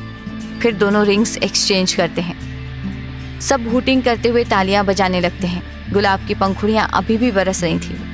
रूही माइक संभाल कर कहती है, सो फाइनली हमारे लव बर्ड्स आज एक प्यारे बंधन में बंध ही गए। So everyone put your hands together. और फिर सभी तालियां बजाने लगते हैं। ओके, तो सबसे पहले मैं आपको कुछ दिखाना चाहती हूँ। होप आपको पसंद आएगा। तभी वहाँ की सभी लाइट्स ऑफ हो जाती हैं और एक प्रोजेक्टर शुरू हो जाता है जिसकी लाइट सामने लगे पर्दे पर पड़ती है और वहाँ स्लाइड शो शुरू हो जाता है जिसमें पहले वेदिका साहिल के बचपन की फोटोज चलती है। कैसे दोनों हमेशा आपस में लड़ते रहते थे। फिर दोनों के लेटेस्ट फोटोज होते हैं। सबसे पहले फोटो आता है जिसमें वेदिका सड़क के उस पार बच्चों से घिरी हुई थी और साहिल उसे देख रहा था। फिर दूसरा फोटो दोनों ट्रायल रूम में थे और साहिल ने वेदिका को उसकी कमर से पकड़ा था। फिर ऑफिस में साहिल वेदिका को मुस्कुराते हुए देख रहा था और वेदिका गुस्से में उसे घूर रही थी। फिर साहिल अपने केबिन में कुर्सी पर बैठा मुस्कुरा रहा था और वेदिका शॉकिंग एक्सप्रेशन से उसे देख रही थी। फिर साहिल नीचे पड़ा हुआ था और वेदिका उसके ऊपर थी और दोनों एक दूसरे की आंखों में खोए थे। अगले फोटो में साहिल कुर्सी पर बैठा हुआ था और वेदिका उसके हाथ पर पट्टी कर रही थी। उसके अगले फोटो में साहिल ने वेदिका को गोद में उठाया हुआ था और दोनों बारिश में बीच पर खड़े हुए थे और वेदिका बेड पर बैठी साहिल के सिर में मालिश कर रही थी। अगले फोटो में ऋषभ की सगाई वाले दिन साहिल और वेदिका एक साथ अंदर एंटर कर रहे थे और भी बहुत सारे फोटोज थे उनके स्वीट मोमेंट्स के। सभी उन फोटोज को देखकर बहुत खुश हो रहे थे। रूही कहती है, सो कैसा लगा आपको ये सब? सब बहुत अच्छा बताते हैं। साहिल कहता है, तेरे पास ये फोटोज कहाँ से आए? हाँ, मैं तो हर टाइम आप पर नजर रखती थी इसलिए। मतलब मेरे रूम में भी कैमरा है? हाँ। क्या? अरे लेकिन अब मैंने हटा दिया है, अब कोई कैमरा नहीं है। सच्ची?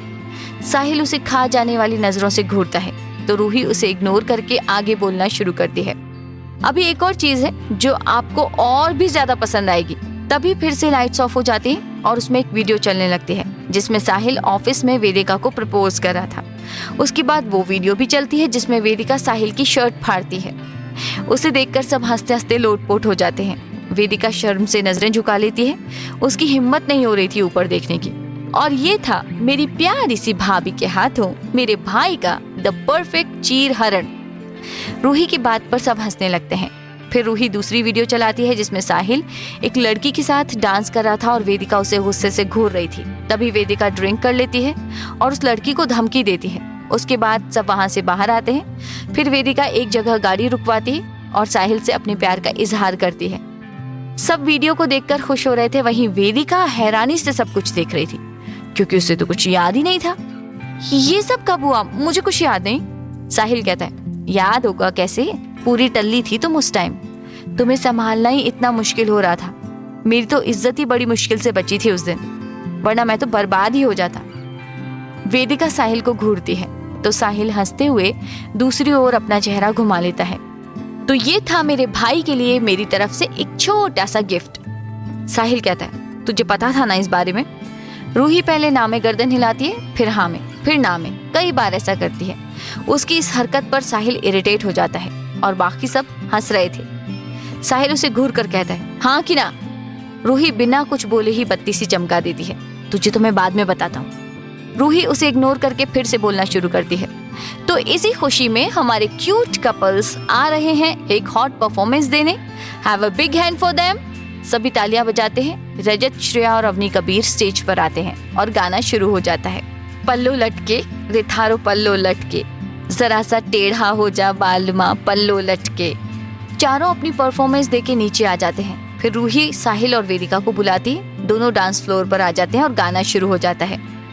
जितनी दफा देखूं तुम्हें धड़के जोरों से।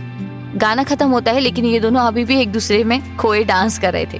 तभी सब तालियां बजाने लगते हैं। तालियों की आवाज से दोनों होश में आते हैं और एक दूसरे से अलग होते हैं। फिर रूही, आस्था, अथर्व और काव्या ऋषभ को बुलाती है और गाना शुरू हो जाता है, यो यो हनी सिंह। चारों मिलकर सबको फ्लोर पर खींच लेते हैं और फिर सब डांस करने लगते हैं। सब नाचने कूदने में मग्न हो रखे थे। हर किसी के चेहरे पर खुशी झलक रही थी और साहिल और वेदिका तो हद से ज्यादा खुश थे। और खुश हो भी क्यों ना, आखिर दोनों पूरे समाज के सामने एक खूबसूरत बंधन में बनने जा रहे थे। दोनों के चेहरे अपना प्यार पा लेने की खुशी से चमक रहे थे। डांस करते करते सब थक चुके थे तो सब खाना खाने को जाते हैं। खाना खाने के बाद सब बातों में लग जाते हैं। वहीं काव्या कहती है, सो कैसा लगा तुम्हें सरप्राइज? साहिल कहता है, ये हमारी लाइफ का बेस्ट सरप्राइज था। क्यों वेदिका? वेदिका उसकी बात पर बस मुस्कुरा देती है। काव्या कहती है, वैसे वेदिका, तेरा एक सपना तो सच हो गया। तू चाहती थी ना कि तेरी सगाई वाले दिन तुझे कोई बड़ा सरप्राइज मिले। इससे बड़ा सरप्राइज और क्या हो सकता है? वेदिका फिर से मुस्कुरा देती है। साहिल बेचैन था वेदिका से मिलने के लिए। वो बार बार वहां से उठता तो कोई ना कोई उसे वापस बैठा लेता। अब तो साहिल बहुत ज्यादा परेशान हो गया था। थोड़ी देर बाद साहिल फिर से उठता है। कबीर कहता है, अभी तुझ में क्या स्प्रिंग लगे हुए हैं? बार बार उछलकर खड़ा हो जाता है, आराम से बैठ जाना। साहिल उसे घूरने लगता है। ऐसे क्या घूर रहा है, आराम से बैठ जा। हाँ हाँ बैठ जाऊंगा, आ रहा हूँ मैं थोड़ी देर में। और उठकर वेदिका को आने का इशारा करता है। वेदिका नाम में सिर हिलाकर मना कर देती है। साहिल उसे आंखें दिखाता है और आने का इशारा करके वहां से चला जाता है। साहिल को गए हुए काफी देर हो गई थी और वो होटल के टेरेस पर खड़ा उसका इंतजार कर रहा था, लेकिन बाकी सब वेदिका को वहां से उठने ही नहीं दे रहे थे। इसलिए वो बेचारी मन मार कर वहां बैठी हुई थी। बाकी सब उसकी बेचैनी समझ रहे थे लेकिन फिर भी उसे वहां से नहीं जाने दे रहे थे। वेदिका उठते हुए कहती है, मैं आती हूँ अभी। अवनी कहती है, लेकिन वेदिका बिना कुछ सुने ही वहां से चली जाती है और बाकी सब उसे इतना जल्दी जल्दी जाता देखकर हंस पड़े थे। वेदिका जल्दी से टेरेस पर पहुंचती है जहां साहिल रेलिंग के पास खड़ा हुआ था और दूर तक फैले रोशनी से नहाते मुंबई शहर को देख रहा था। वेदिका की आहट सुनकर भी वो पीछे नहीं पलटता। वेदिका भागकर पीछे से उसके गले लग जाती है। साहिल उसकी ओर घूमता है और अपने हाथ से उसका चेहरा ऊपर करता है तो देखता है कि वेदिका रो रही है। साहिल उसका चेहरा थामकर, वेदिका क्या हुआ, तुम रो क्यों रही हो? अब तो सब ठीक है, हम साथ हैं। वेदिका उसके सीने से लगकर, आप नहीं जानते शिव, जब मैंने शादी के लिए हाँ की थी तो मुझ पर क्या बीत रही थी। मुझे तो मेरी पूरी दुनिया ही खत्म होती दिख रही थी। हाँ लेकिन अब सब ठीक है, अब हमें अलग नहीं कर सकता कोई। अब रोना बंद करो। ऐसा बोलकर साहिल उसके आंसू पोंछ देता है और उसके माथे पर किस करता है। वेदिका अपनी आंखें बंद कर लेती है। दोनों काफी देर तक एक दूसरे के गले लगे खड़े रहते हैं। फिर दोनों अलग होकर वहीं बैठ जाते हैं। वेदिका उसके कंधे पर अपना सिर रख देती है। शिव, एक बात पूछूं? साहिल उसकी ओर देखकर, तुम्हें कब से मेरी इजाजत की जरूरत पड़ने लगी? पूछो क्या बात है? शिव, आपके दिल में पूर्वी के लिए सच में कभी कोई फीलिंग नहीं आई? मतलब पूर्वी आपसे सच में बहुत प्यार करती है, फिर भी आपको कभी नहीं लगा ऐसा? साहिल को वेदिका से ऐसे सवाल की उम्मीद नहीं थी। वह हैरानी से उसे देखने लगता है। क्या हुआ, बोलिए ना, तुम्हें मुझ पर भरोसा नहीं है क्या? ऐसी बात नहीं है शिव, वो तो बस मैं यूं ही।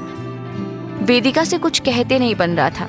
साहिल मुस्कुराकर कहता है, वेदिका, मेरी लाइफ में तुम्हारे अलावा ना तो कोई लड़की थी और ना होगी। मैंने सिर्फ तुमसे प्यार किया है।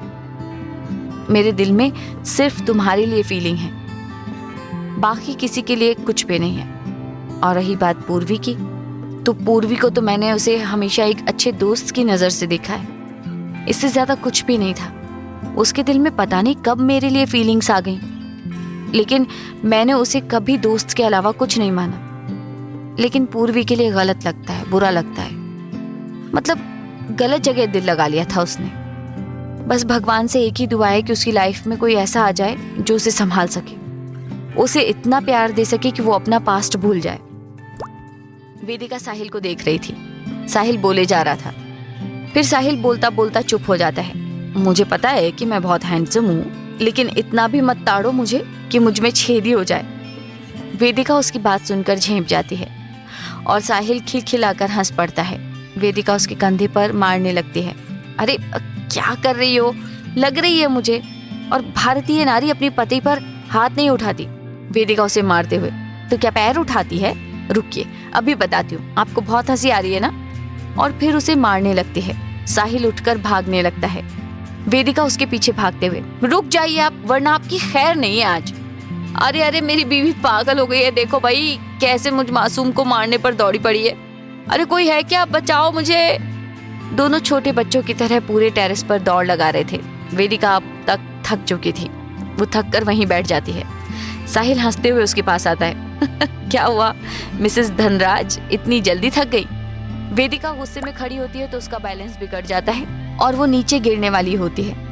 तो साहिल उसे पकड़ने की कोशिश करता है लेकिन पकड़ नहीं पाता। दोनों वहीं गिर जाते हैं। अब वेदिका नीचे थी और साहिल उसके ऊपर। दोनों एक दूसरे की आंखों में खो जाते हैं। साहिल धीरे से उसके चेहरे पर झुकने लगता है। वेदिका कस के अपनी आंखें बंद कर लेती है। अब दोनों के होठों में बस थोड़ा सा ही फासला था। इससे पहले कि दोनों के होठ मिलते साहिल का फोन बज उठता है। दोनों होश में आते हैं। वेदिका जल्दी से साहिल को धक्का देकर उठकर खड़ी हो जाती है। साहिल भी फोन करने वाले को कोसते हुए उठ जाता है। साहिल फोन देखता है तो कबीर का होता है। और ज्यादा चिढ़ जाता है। वो फोन उठाता है। क्या है बे, तुझे चैन नहीं है? थोड़ी देर रुक नहीं सकता था? कबीर हंसकर कहता है, अबे इतना क्यों भड़क रहा है, जैसे तेरा किस अधूरा रह गया हो। चुप कर और काम बोल। बता कौन सा पहाड़ टूट गया? बेटा अगर तू नीचे नहीं आया ना तो जरूर पहाड़ टूट जाएगा। क्यों? बड़ी माँ तुम दोनों को ढूंढ रही हैं, जल्दी आओ वरना वो वहां आ रही हैं। हाँ ठीक है आ रहा हूँ, चल फोन रख। कबीर हंसते हुए फोन कट कर देता है। साहिल वेदिका की ओर देखता है जो अभी भी नजर झुकाए खड़ी थी। साहिल मुस्कुराकर उसका हाथ पकड़ता है। दोनों नीचे आते हैं तो सभी बड़े वहां खड़े हुए उन्हें ही घूर रहे थे। दोनों उन्हें देखकर चौंक जाते हैं। तभी निधि जी आगे आती हैं और वेदिका का हाथ पकड़कर ले जाने लगती हैं, लेकिन साहिल उसका हाथ नहीं छोड़ता। निधि जी पलट कर कहती हैं, नालायक, हाथ तो छोड़। लेकिन क्यों? गायत्री जी कहती हैं, वो इसलिए क्योंकि अब आप दोनों शादी तक एक दूसरे से नहीं मिल सकते। साहिल कहता है, अरे ऐसे कैसे, मैं कैसे रहूंगा इतने दिन? उसकी बेचैनी देखकर सब हंस पड़ते हैं। अमृता जी कहती है, देखो पुत्र जी, ये तो रिवाज होता है कि शादी से पहले लड़का लड़की एक दूसरे से मिल नहीं सकते। ऐसे कैसे नहीं मिल सकते? और किसने बनाए ये वाहियात रिचुअल्स? मैं नहीं मानता इन सब में। और वैसे भी एक बात बताइए, ऋषभ और कबीर की शादी के टाइम तो ऐसा कोई रिचुअल नहीं था, फिर हमारे टाइम पर क्यों है? वैशाली जी कहती है, उनके टाइम पर भी थे और उन्हें कहने की जरूरत नहीं पड़ी, क्योंकि वो आपकी तरह बेसब्र नहीं थे ना। अब हाथ छोड़िए उसका और जाकर आराम करिए। कल पुणे के लिए निकलना है और फिर 2 दिन बाद शादी की रस्में शुरू हो जाएंगी। अरे लेकिन, साहिल कहता है। तभी साहिल का फोन बजता है और वो वेदिका को छोड़कर साइड में चला जाता है। बाकी सब भी हंसने लगते हैं। थोड़ी देर बाद साहिल बात करके वापस आता है तो कुछ परेशान लग रहा था। ऋषभ कहता है, क्या हुआ, तू कुछ परेशान लग रहा है, सब ठीक है? हाँ, वो अमेरिका से कॉल था, मुझे अभी निकलना पड़ेगा। साहिल की बात सुनकर सब परेशान हो जाते हैं। शारदा जी परेशान होकर कहती हैं, लेकिन बेटा जी ऐसे कैसे, मतलब 2 दिन बाद तो रस्में शुरू हो जाएंगी, उनमें आपका होना जरूरी है। जानता हूँ आई साहब, लेकिन जाना जरूरी है। अगर जरूरी नहीं होता तो मैं नहीं जाता। और आप टेंशन मत लीजिए, मैं 2 दिन में वापस आ जाऊंगा, पक्का। अमृता जी कहती हैं, लेकिन पुत्र जी प्लीज माँ, ये मेरा ड्रीम प्रोजेक्ट है, कितने सालों से इसे पूरा करने का सपना देख रहा था मैं, प्लीज मना मत करिए प्लीज। मैं आ जाऊंगा ना पक्का। मिस्टर मेहता उसके सिर पर हाथ फेर कर, ठीक है बेटा जी, अगर इतना जरूरी है तो आप चले जाओ, कोई नहीं रोकेगा आपको, लेकिन टाइम पर वापस आ जाना। मैं आ जाऊंगा पक्का। मैं निकलता हूँ अब। कबीर कहता है, चल। साहिल एक नजर वेदिका को देखता है, फिर दोनों वहां से चले जाते हैं। बाकी सब भी अपने अपने रूम में चले जाते हैं। साहिल अपने प्राइवेट जेट से अमेरिका के लिए निकल जाता है और वहां पहुंचकर काम में बिजी होता है। देखते ही देखते 2 दिन बीत जाते हैं। सब पुणे पहुंच चुके थे। ये 2 दिन कैसे बीते किसी को पता ही नहीं चला, लेकिन वेदिका के लिए ये 2 दिन 2 साल के बराबर थे, क्योंकि इन 2 दिनों में साहिल वेदिका की कोई बात नहीं हुई थी। क्योंकि वहां जाकर साहिल काम में इतना बिजी हो गया था कि उसे खाना खाने का टाइम भी बड़ी मुश्किल से मिल पाता था। तो वो वेदिका को कॉल नहीं कर पाता और वेदिका जब भी उसे कॉल करती है तो वो काम में लगा हुआ था।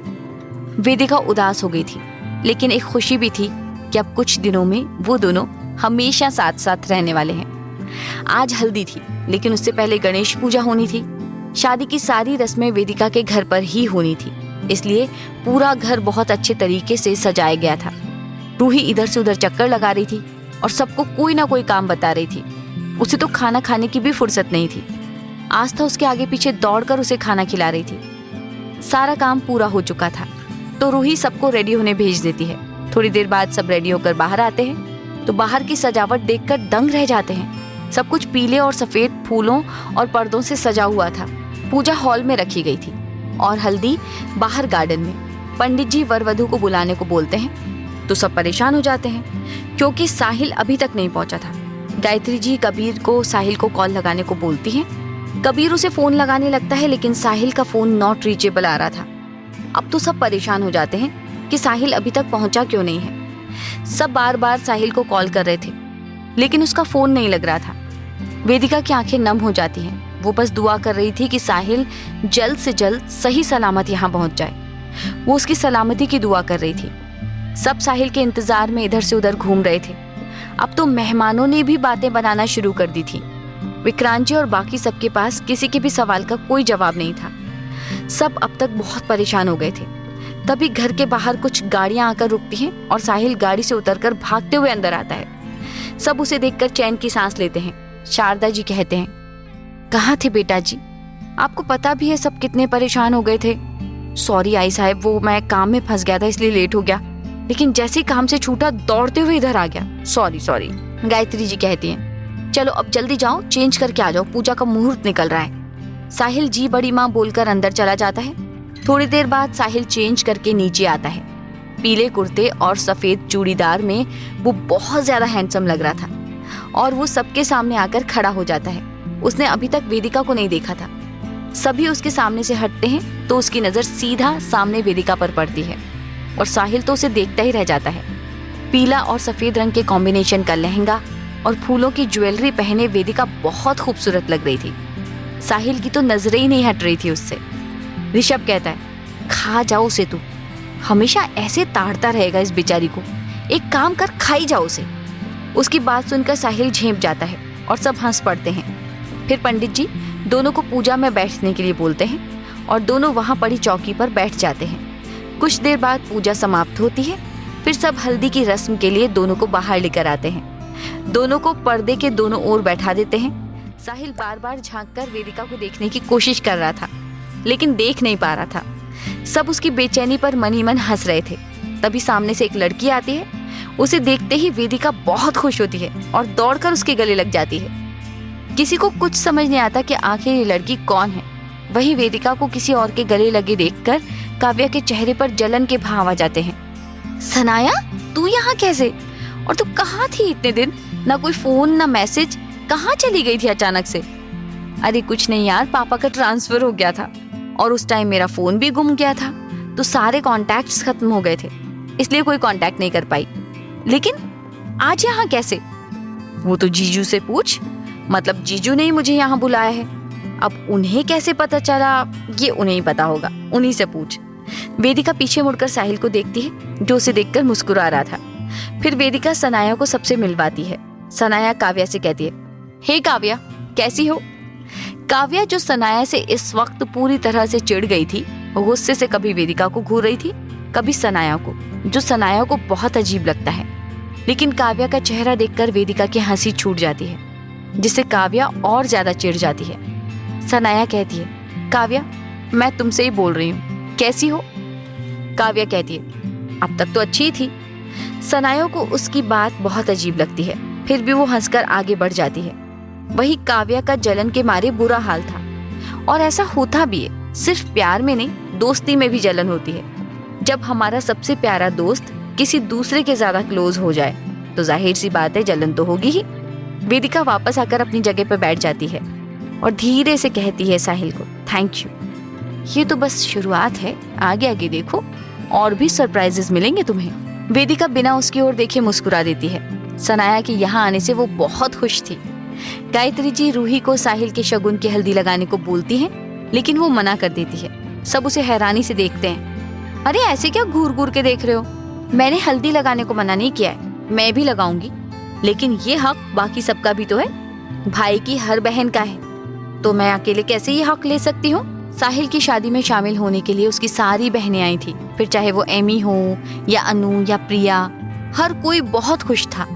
रूही, अनु, प्रिया, एमी, अवनी, आशी, इनायत सबको बुलाती हैं और सारी बहनें साथ मिलकर साहिल को हल्दी लगाती हैं।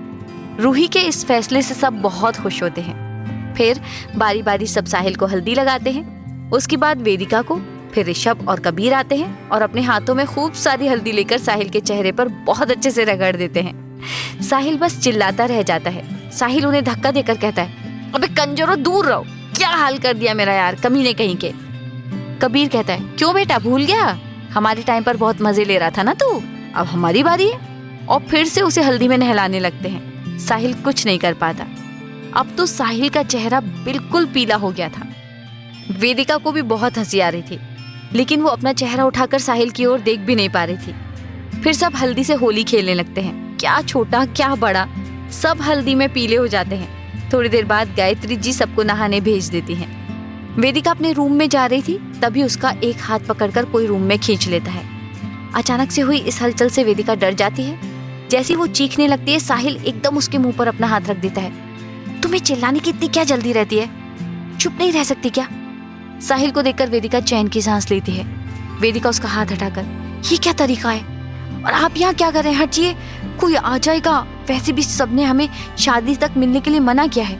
अरे यार, तुम्हें सबका ध्यान है, लेकिन मेरा नहीं है। 3 दिन हो गए हैं, तुम्हें ठीक से देखा भी नहीं है और अभी भी तुम्हें जाना है। मेरी तो कोई परवाह ही नहीं है तुम्हें। वेदिका उसकी नौटंकी देखकर हंस पड़ती है। अब हंस क्यों रही हो? आप बातें ऐसी करते हैं, मैं क्या करूं? मतलब ऐसे बिहेव कर रहे हैं आप जैसे हम कोई कॉलेज स्टूडेंट्स हैं। लाइक सीरियसली, बड़े हो जाइए धनराज साहब, शादी होने वाली है आपकी और आपकी हरकतें बच्चों वाली हैं। उसकी बात पर साहिल मुंह बना लेता है और वेदिका उसका मुंह देखकर हंस पड़ती है, जिससे साहिल और ज्यादा चिढ़ जाता है। अच्छा सॉरी, आप बताइए क्या काम था आपको जो आपने मुझे ऐसे यहाँ खींच लिया? अभी हमारी हल्दी अधूरी है ना, वही पूरी करनी है। हो तो गई, सबने तो हल्दी लगा दी, कौन बाकी है? अरे यार, हमने तो एक दूसरे को हल्दी नहीं लगाई। अच्छा, तो जनाब हमें हल्दी लगाना चाहते हैं? जी हाँ, कोई शक? जी नहीं, कोई शक नहीं है, लेकिन आप हमें हल्दी लगाएंगे कैसे? ऐसे। और साहिल पास में रखी हल्दी की कटोरी उठा लेता है, अपने दोनों हाथों में हल्दी लेता है और हल्के से वेदिका के गालों पर लगा देता है। वेदिका अपनी आंखें बंद कर लेती है। साहिल उसके कंधे से हथेलियों तक हल्दी लगा देता है। वेदिका उसके छूने से जम गई थी। उसकी धड़कनें बुलेट ट्रेन की स्पीड से दौड़ रही थी। फिर साहिल हल्के से उसकी कमर पर हल्दी लगा देता है और उसे अपनी कमर से पकड़कर अपने करीब खींच लेता है। वेदिका एकदम सिहर उठती है। उसकी आंखें अभी भी बंद थीं। साहिल उसके हाथ पकड़ता है और अपने दोनों गालों पर हल्दी लगवा लेता है। साहिल ने एक हाथ से वेदिका की कमर पकड़ी हुई थी और दूसरे से उसके चेहरे पर अपनी उंगली घुमा रहा था और फिर वो वेदिका के चेहरे पर झुकने लगता है। वेदिका उसकी गर्म सांसें अपने चेहरे पर महसूस कर रही थी और अगले ही पल साहिल अपने होंठ वेदिका के होंठों पर रख देता है। तभी दरवाजा खुलता है और रूही दंदनाते हुए अंदर आ जाती है। साहिल एकदम वेदिका से दूर हट जाता है। भाई, वो आपको। रूही उन दोनों को करीब तो नहीं देख पाती, लेकिन फिर भी वो अपनी आंखों पर हाथ रखकर पीछे पलट जाती है। वेदिका तो रूही को देखते ही शर्म से लाल हो जाती है। साहिल भी अपनी नजरें चुराने लगता है। सॉरी, वो मुझे नहीं पता था कि आप दोनों यहाँ हो। मैं तो बस ये बताने आई थी कि भाई को बड़ी माँ बुला रही है, जल्दी आ जाइए। और वो वहाँ से चली जाती है। उसके जाते ही साहिल चैन की सांस लेता है और वेदिका की ओर बढ़ता है। तभी रूही वापस आ जाती है। साहिल फिर से दूर हट जाता है। आ रहा हूँ ना मैं, जा तू। जा ही रही हूँ, क्यों इतना भड़क रहे हो? वैसे मुझे ये बोलना था कि लिपस्टिक भाभी पर ही अच्छी लगती है, आप पर नहीं। इतना बोलकर हंसते हुए वो वहां से भाग जाती है। वेदिका नजर उठाकर देखती है तो साहिल के होठों पर हल्की सी लिपस्टिक लगी हुई थी। उसे देखकर वेदिका और ज्यादा शर्मा जाती है और जल्दी से अपने रूम में भाग जाती है। साहिल भी मुस्कुराते हुए बाथरूम में घुस जाता है। आज मेहंदी की रस्म होनी थी। मेहंदी का प्रोग्राम गार्डन में रखा गया था और हमारी रूही आज भी इधर से उधर ही भाग रही थी। आशी और बाकी सारी बहनें भी उसकी हेल्प कर रही थी। धीरे धीरे शाम हो जाती है और सब रेडी होकर बाहर आते हैं। रूही ने सब कुछ बहुत अच्छे से डेकोरेट कराया था। वेदिका ने धानी रंग का लहंगा पहना हुआ था और उस पर सिल्वर और ग्रीन कलर की डायमंड ज्वेलरी पहनी हुई थी, जिसमें वो बहुत खूबसूरत लग रही थी। साहिल ने व्हाइट कुर्ता पायजामा और उस पर ग्रीन फ्लोरल नेहरू जैकेट पहनी थी, जिसमें वो काफी हैंडसम लग रहा था। सभी वेदिका और साहिल को सामने पड़े झूले पर बैठा देते हैं, लेकिन अभी भी दोनों के बीच में पर्दा था, जिसकी वजह से साहिल वेदिका को नहीं देख पा रहा था और मन ही मन सबको कोस रहा था। मेहंदी की रस्म शुरू होती है। औरतें मंगल गीत गाने लगती हैं। रूही हल्की सी मेहंदी साहिल के हाथ पर लगाती है और फिर वेदिका के हाथ पर। फिर मेहंदी वाली वेदिका के हाथों पर मेहंदी लगाने लगती है। बाकी सब भी मेहंदी लगवाने में व्यस्त हो जाते हैं। सभी लेडीज मेहंदी लगाने में व्यस्त थीं और सभी जेंट्स उन्हें देख रहे थे। लेकिन बेचारा साहिल, वो तो अपनी वाली को देख ही नहीं पा रहा था, जिसकी वजह से उसे बहुत तेज गुस्सा आ रहा था और बाकी सब उसकी बेचैनी का मजा ले रहे थे। सबको उसकी हालत देखकर बहुत हंसी आ रही थी। तभी ऋषभ और कबीर साहिल के पास आते हैं और उसे उठाकर अपने साथ ले जाते हैं और उसे छेड़ने लगते हैं। साहिल तो पहले ही गुस्से में था, ऊपर से ऋषभ कबीर की बकवास से और ज्यादा पक जाता है, तो वो उन्हें गुस्से से घूरने लगता है। कबीर कहता है, क्यों ऐसे क्या देख रहा है? मैं वेदिका नहीं हूँ, कबीर हूँ, तेरी बहन का पति और तेरा जीजा। साहिल कहता है, चुप रहे जाहिल इंसान, दिमाग खराब मत कर, वरना यहाँ ना खून हो जाएगा मेरे हाथों। ऋषभ कहता है, तू इतना क्यों भड़क रहा है? जब देखो तब भड़कता ही रहता है। भाई शादी हमारी भी हुई थी, लेकिन इतने बेचैन और बेसब्र नहीं थे हम। साहिल उसे घूर कर कहता है, अबे तो कंजर हो, तुम्हें अपनी वाली का चेहरा तो देखना नसीब होता था। यहाँ तो वो भी नहीं है, वो बीच में पर्दा टांग देते हैं। मिलना तो दूर, देखना भी गुनाह हो गया है। उसकी इस बात पर दोनों पेट पकड़कर हंसने लगते हैं। साहिल उन्हें गुस्से से घूरता है तो दोनों अपने मुंह पर उंगली रख देते हैं। तभी रजत और अथर्व वहां आते हैं। रजत कहता है, क्यों भाई बेसब्र आदमी, तेरा मुंह क्यों बन रहा है? साहिल कहता है, अब आप भी शुरू हो जाओ भाई, ये दोनों नालायक क्या कम थे जो आप भी? अरे मैं कहाँ शुरू हो रहा हूँ, मैं तो बस वही बोल रहा हूँ जो सबको दिखाई दे रहा है। क्यों अथर्व? हाँ रजत, बेचारा चेहरा देखने के लिए कितना बेचैन है, जैसे सालों से ना देखा हो। साहिल गुस्से में कहता है, आप सब भाई नहीं हो, कसाई हो, मेरी खुशी से जलते हो आप। रजत कहता है, अब तुझे जो समझना है समझ ले। ऋषभ कहता है, बेटा मैंने बोला था ना कि हर कुत्ते का दिन आता है, तेरा भी आ गया। बहुत परेशान किया था ना तूने हमें, गिन गिन कर बदला लेंगे तुझसे, और अभी तो तू देखता जा हम क्या क्या करते हैं। फिर चारों हंसते हुए वहां से चले जाते हैं और साहिल गुस्से में उन्हें घूरता हुआ वहीं खड़ा हो जाता है। साहिल खुद से कहता है, साहिल बेटा तू ही कुछ जुगाड़ लगा, ये सब तो तेरे प्यार के दुश्मन हैं, तुझे ही कुछ करना पड़ेगा अब। लेकिन क्या? फिर कुछ सोचने लगता है। अचानक से उसके होठों पर एक शैतानी मुस्कान फैल जाती है और वो चुपचाप आकर वेदिका के पास बैठ जाता है। वेदिका मेहंदी लगवाने में व्यस्त थी तो साहिल अपनी नजर घुमाकर इधर उधर देखता है। बाकी सब भी मेहंदी लगवाने में व्यस्त थे और जेंट्स अपनी बातों में। साहिल हल्के से अपना हाथ आगे बढ़ाता है और पर्दे के नीचे से वेदिका की कमर तक लेकर आता है और हल्के से उसकी कमर को सहला देता है, जिससे वेदिका एकदम चौंक जाती है और हड़बड़ाकर देखती है तो साहिल अपना मुंह फेर लेता है। वेदिका एक नज़र उसे देखती है और अपना वहम समझकर वापस चेहरा घुमा लेती है। अवनी कहती है, क्या हुआ वेदिका, तुम ठीक तो हो ना? नहीं कुछ नहीं हुआ, मैं ठीक हूँ। वेदिका फिर से मेहंदी लगवाने लगती है। साहिल फिर से अपना हाथ बढ़ाकर उसकी कमर को सहला देता है। उसके छूने से वेदिका एकदम उछल पड़ती है और पीछे मुड़ती है तो साहिल फिर से अपना चेहरा घुमा लेता है। साहिल कई बार ऐसा ही करता है। अब वेदिका बहुत परेशान हो गई थी और साहिल को मजा आ रहा था। साहिल फिर से अपना हाथ आगे बढ़ाता है, तभी कोई उसका हाथ पकड़कर खींच लेता है तो वो जल्दी से सामने देखता है तो उसे खड़ी हुई घूर रही थी गायत्री जी और साहिल का कान खींचती है। नालायक, क्यों हमारी बहू को परेशान कर रहे हो? बड़ी माँ, मैं कहाँ परेशान कर रहा हूँ आपकी बहू को, मैं तो बस ऐसे ही। अच्छा ऐसे ही, अभी बताती हूँ आपको। बड़ी माँ कान तो छोड़िए वरना टूट कर आपके हाथ में आ जाएगा। गायत्री जी उसका कान छोड़ती है। साहिल जल्दी से अपना कान सहलाता है। उसका कान बिल्कुल लाल हो गया था। अमृता जी कहती है, उठ पुत्र यहाँ से। साहिल मुंह बनाकर कहता है, क्यों, सुनाई नहीं दिया? उठो यहाँ से। साहिल चुपचाप खड़ा हो जाता है। अमृता जी दूसरी ओर इशारा करके, वहां जाकर बैठो। लेकिन इतनी दूर क्यों? वहां से वेदिका को कैसे देखूंगा मैं? उसकी बात पर सब हंस पड़ते हैं और वेदिका शर्मा जाती है। अमृता जी उसे घूरती हैं तो वो चुपचाप आकर अलग बैठ जाता है। ऋषभ और कबीर उसके पास आते हैं और उसके पास बैठकर कोल्ड ड्रिंक पीने लगते हैं और उसे चिढ़ाने लगते हैं। वहीं साहिल इन सब से बहुत इरिटेट हो रहा था। जब दोनों बहुत देर तक चुप नहीं होते तो साहिल दोनों को पीटने लगता है। कबीर कहता है, अबे पागल आदमी, मार क्यों रहा है? बावला हो गया है क्या? साले चुप रहे, नहीं तो जान से मार दूंगा मैं तुझे। बाकी सब उन्हें देखकर हंसे जा रहे थे। थोड़ी देर बाद साहिल बड़बड़ाता हुआ वहां से चला जाता है। धीरे धीरे रात हो जाती है और सब बहुत थक भी गए थे तो सब खाना खाकर सोने चले जाते हैं। वेदिका अपने रूम में जाकर चेंज करके बाहर आती है और काव्या को पीछे से हग करती है। वेदिका कहती है, क्या यार काव्या, तेरे लिए तो मेरे पास टाइम ही नहीं होता है, इतना क्या बिजी रहना यार।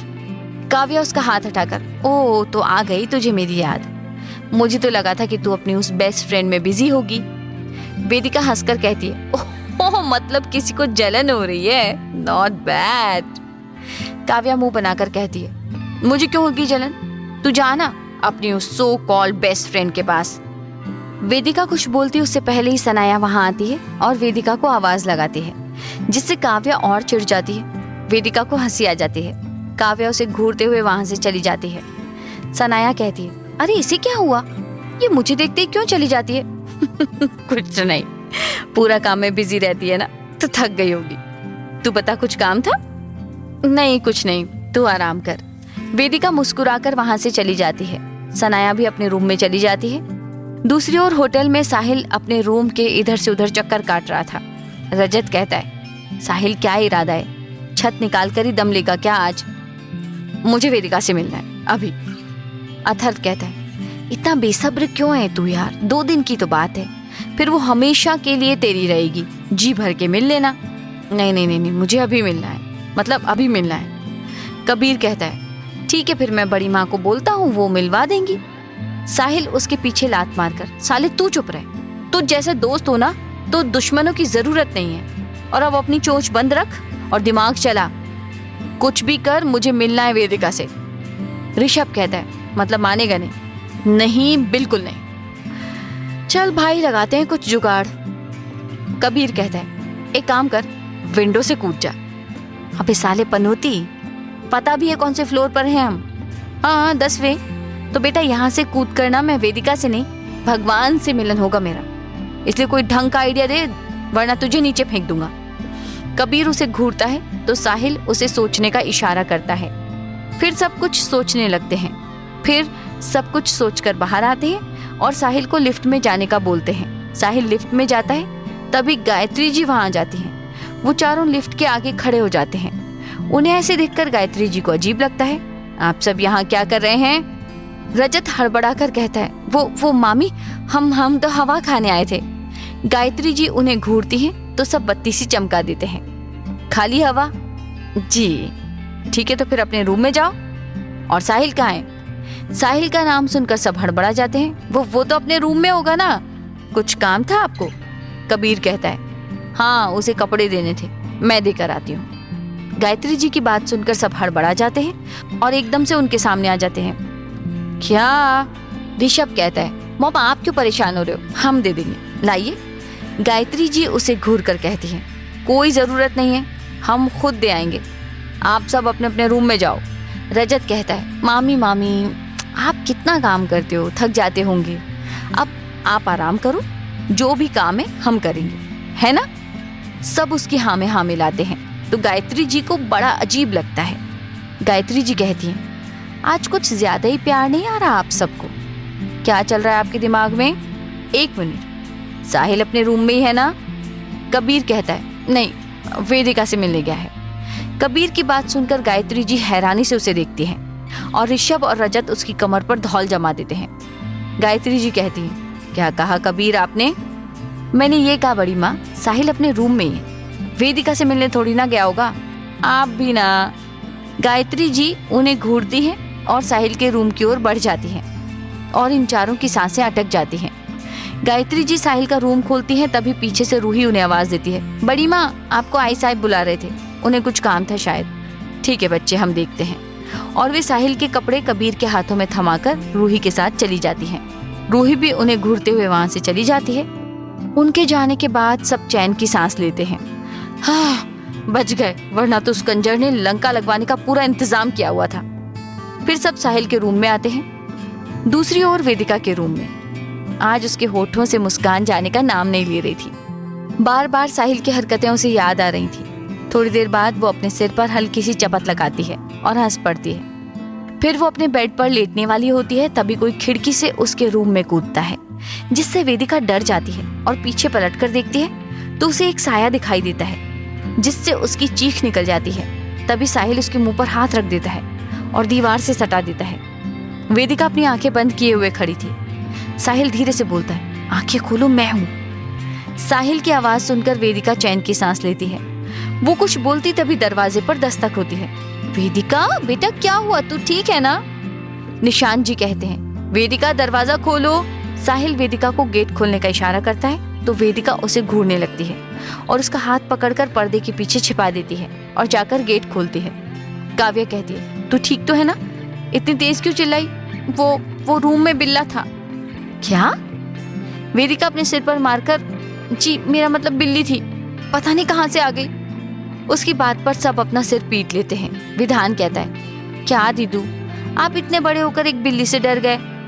बेटा वो बिल्ला मतलब बिल्ली बहुत खतरनाक थी, उसकी आंखें ना बहुत ज्यादा डरावनी हैं। सब उसकी बात पर हंस पड़ते हैं और उसे अपना ध्यान रखने का बोलकर वहां से चले जाते हैं। वेदिका गहरी सांस लेकर कहती है, ओह बच गई।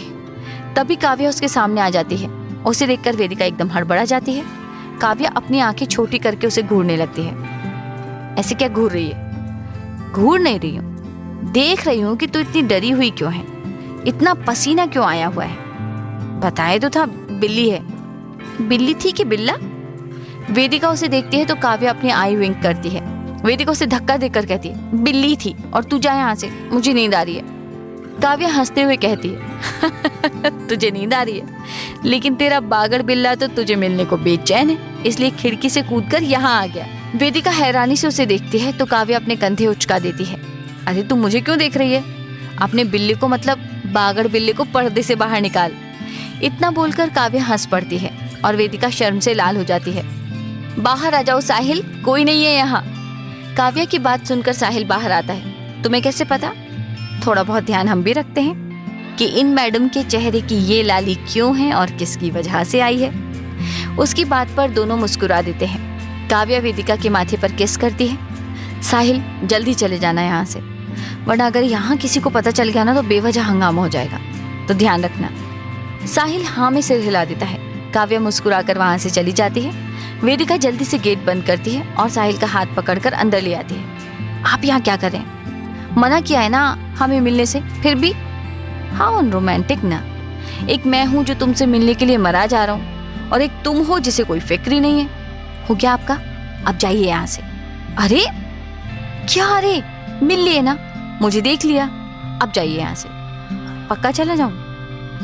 पक्का चाहिए, ऐसे नहीं। फिर कैसे? साहिल अपने होठों पर उंगली रखकर वेदिका को इशारा करता है, जिससे वेदिका और ज्यादा चिढ़ जाती है। वो गुस्से से अपना हाथ बाहर की ओर बढ़ाती है और साहिल को वहां से जाने का इशारा करती है। साहिल कहता है, ठीक है भड़कू मत, जा रहा हूं, लेकिन अब क्या? मेरी एक चीज रह गई है, उसे भी ले जाऊं? जी बिल्कुल ले जाइए, आपका जो भी है यहाँ से लेकर निकलिए जल्दी। पक्का? पक्का, जाइए अब। इतना सुनते ही साहिल वेदिका को गोद में उठा लेता है और साहिल की इस हरकत से वेदिका डर जाती है। ये क्या कर रहे हैं आप? नीचे उतारिए मुझे। अभी तो तुमने कहा जो भी मेरा है उसे यहाँ से लेकर जाऊं। अरे हाँ तो लेकिन, तो तुम भी मेरी हो ना, इसलिए ले जा रहा हूँ तुम्हें। उसकी बात पर वेदिका मुस्कुरा उठती है। चले? वेदिका मुस्कुरा कर कहती है, बिल्कुल चलेंगे, लेकिन अभी नहीं, सिर्फ 2 दिन का इंतजार कर लीजिए धनराज साहब, फिर जहाँ चाहेंगे आपके साथ चलेंगे हम। अब नीचे उतारिए। साहिल मुस्कुराकर उसे नीचे उतार देता है। अब आप प्लीज जाइए यहाँ से। साहिल कहता है, यार तुम मुझे हमेशा यहाँ से भगाने पर क्यों तुली हो? ठीक है, मैं जा रहा हूँ, कोई और ही ढूंढ लूंगा जिसे कम से कम मेरी कदर तो हो। इतना कहकर वो वापस मुड़ता है। तभी वेदिका उसके कॉलर से पकड़कर उसे अपने करीब खींच लेती है। ऐसा सोचिएगा भी नहीं धनराज साहब, वरना टांगे तोड़कर हाथ में दे दूंगी, समझे? आप पर सिर्फ मेरा हक है। क्यों भाई, क्यों?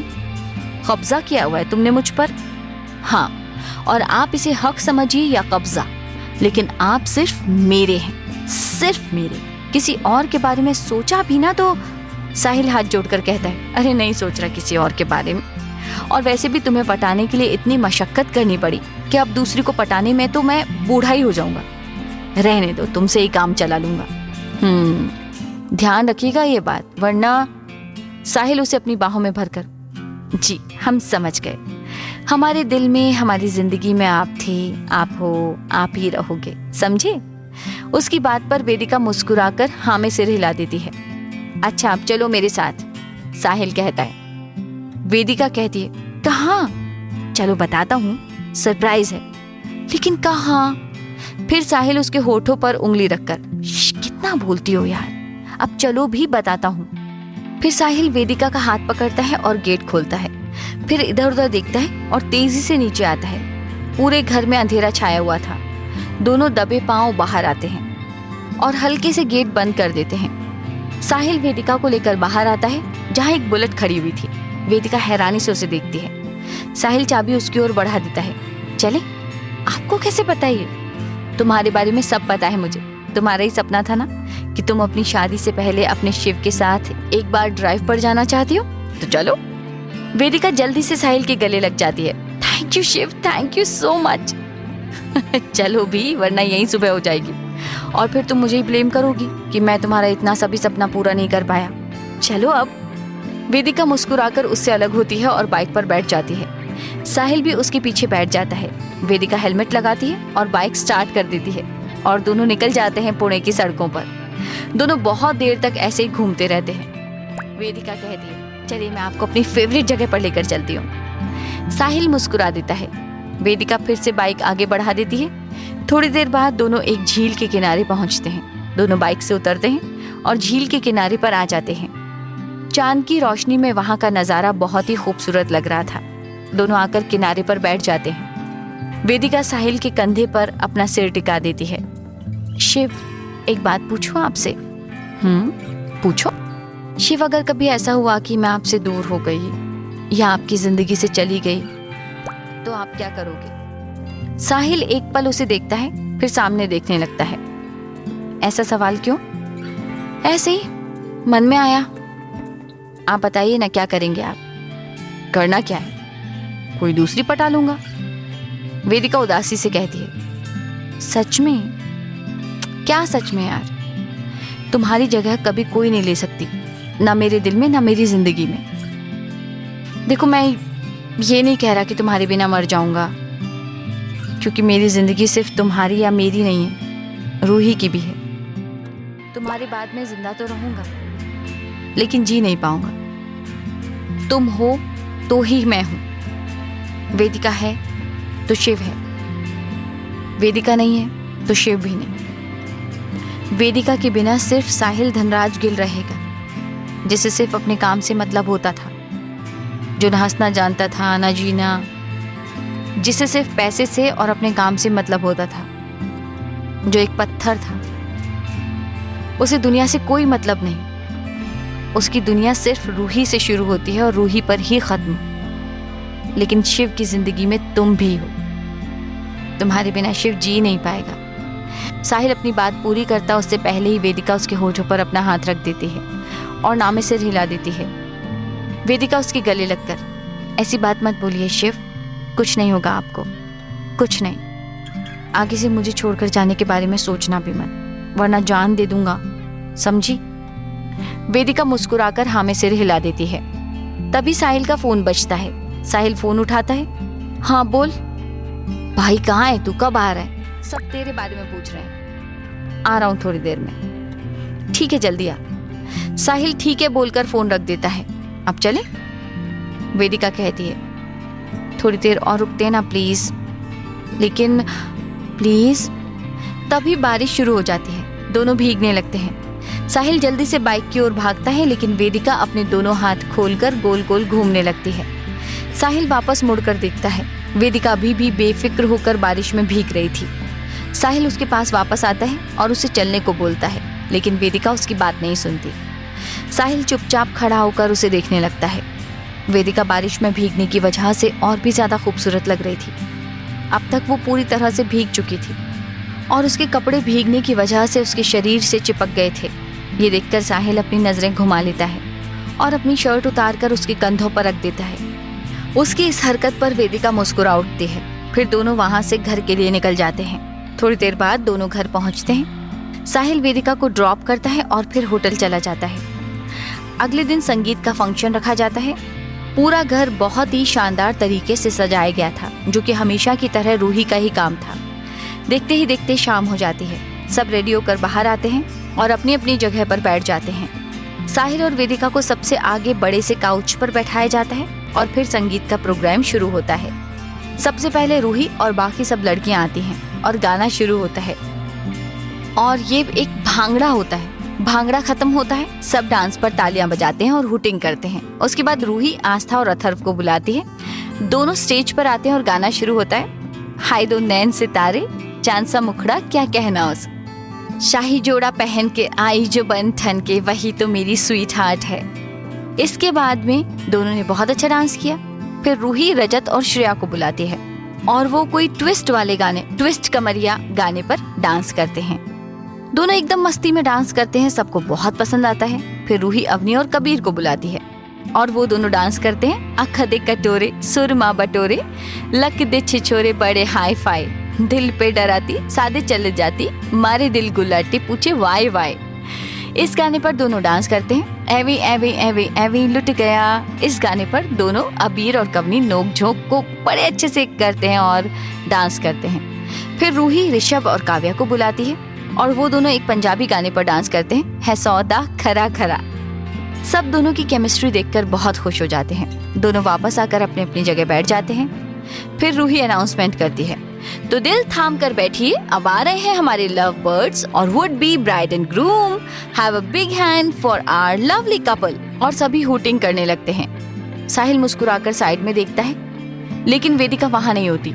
वेदिका को वहां न पाकर सबको बहुत हैरानी होती है। तभी वहां की लाइट्स बंद हो जाती हैं। चारों तरफ अंधेरा छा जाता है। तभी एक स्पॉटलाइट स्टेज के बीचों बीच पड़ती है, जहां कोई लड़की बैठी हुई थी। उसके सामने एक माइक रखा हुआ था और सबको समझते देर नहीं लगती कि वो लड़की कौन है। सब वापस अपनी अपनी जगह पर बैठ जाते हैं। आपने मेरी लाइफ में आकर मुझे जितनी बड़ी खुशी दी है, आपने मेरी जिंदगी में आकर मेरी लाइफ की हर कमी पूरी की है, मुझे फिर से जीना सिखाया है, मुझे प्यार का असली मतलब आपने बताया। उसके लिए मैं आपका जितना शुक्रिया अदा करूं कम है। कोई भी शब्द आपके साथ, आपके प्यार के आगे कम है। फिर भी एक छोटी सी कोशिश है, होप आपको पसंद आएगी। और वेदिका गाना शुरू करती है। वेदिका की आवाज इतनी मीठी थी कि सब उसकी आवाज में खो जाते हैं और साहिल की तो नजरें ही नहीं हट रही थी वेदिका से। वो एक टक वेदिका को ही देखे जा रहा था। सबने वेदिका को पहली बार गाते सुना था और सब उसकी आवाज के फैन हो गए थे। वाओ, कितनी प्यारी वॉइस है आपकी, मैं तो फैन ही हो गई। दिल जीत लिया आपने तो भाभी। भाभी सच में आपकी टक्कर की है, बचकर रहना। रूही की बात सुनकर सब हंस पड़ते हैं। तालियां बजनी शुरू होती हैं। फिर रूही साहिल और वेदिका को डांस के लिए बोलती है। दोनों स्टेज पर आते हैं और गाना शुरू होता है। गाना खत्म हो जाता है, लेकिन दोनों अभी भी एक दूसरे में खोए डांस कर रहे थे। इन्हें तो किसी की कोई फिक्र नहीं थी। बाकी सब तो दोनों को देखकर मुस्कुरा रहे थे। तभी सभी तालियां बजाते हैं। तालियों की आवाज से दोनों होश में आते हैं और एक दूसरे से अलग होते हैं। रूही कहती है, आ गया होश? शर्म तो आती नहीं आप दोनों को। उसकी बात पर सब हंस पड़ते हैं। फिर सब मिलकर खूब धमाल करते हैं। कहानी का अगला भाग सुनने के लिए मेरे चैनल को सब्सक्राइब कर बेल को प्रेस करें। कहानी अच्छी लगी हो तो लाइक कर हमें कमेंट करना नहीं भूलें। धन्यवाद।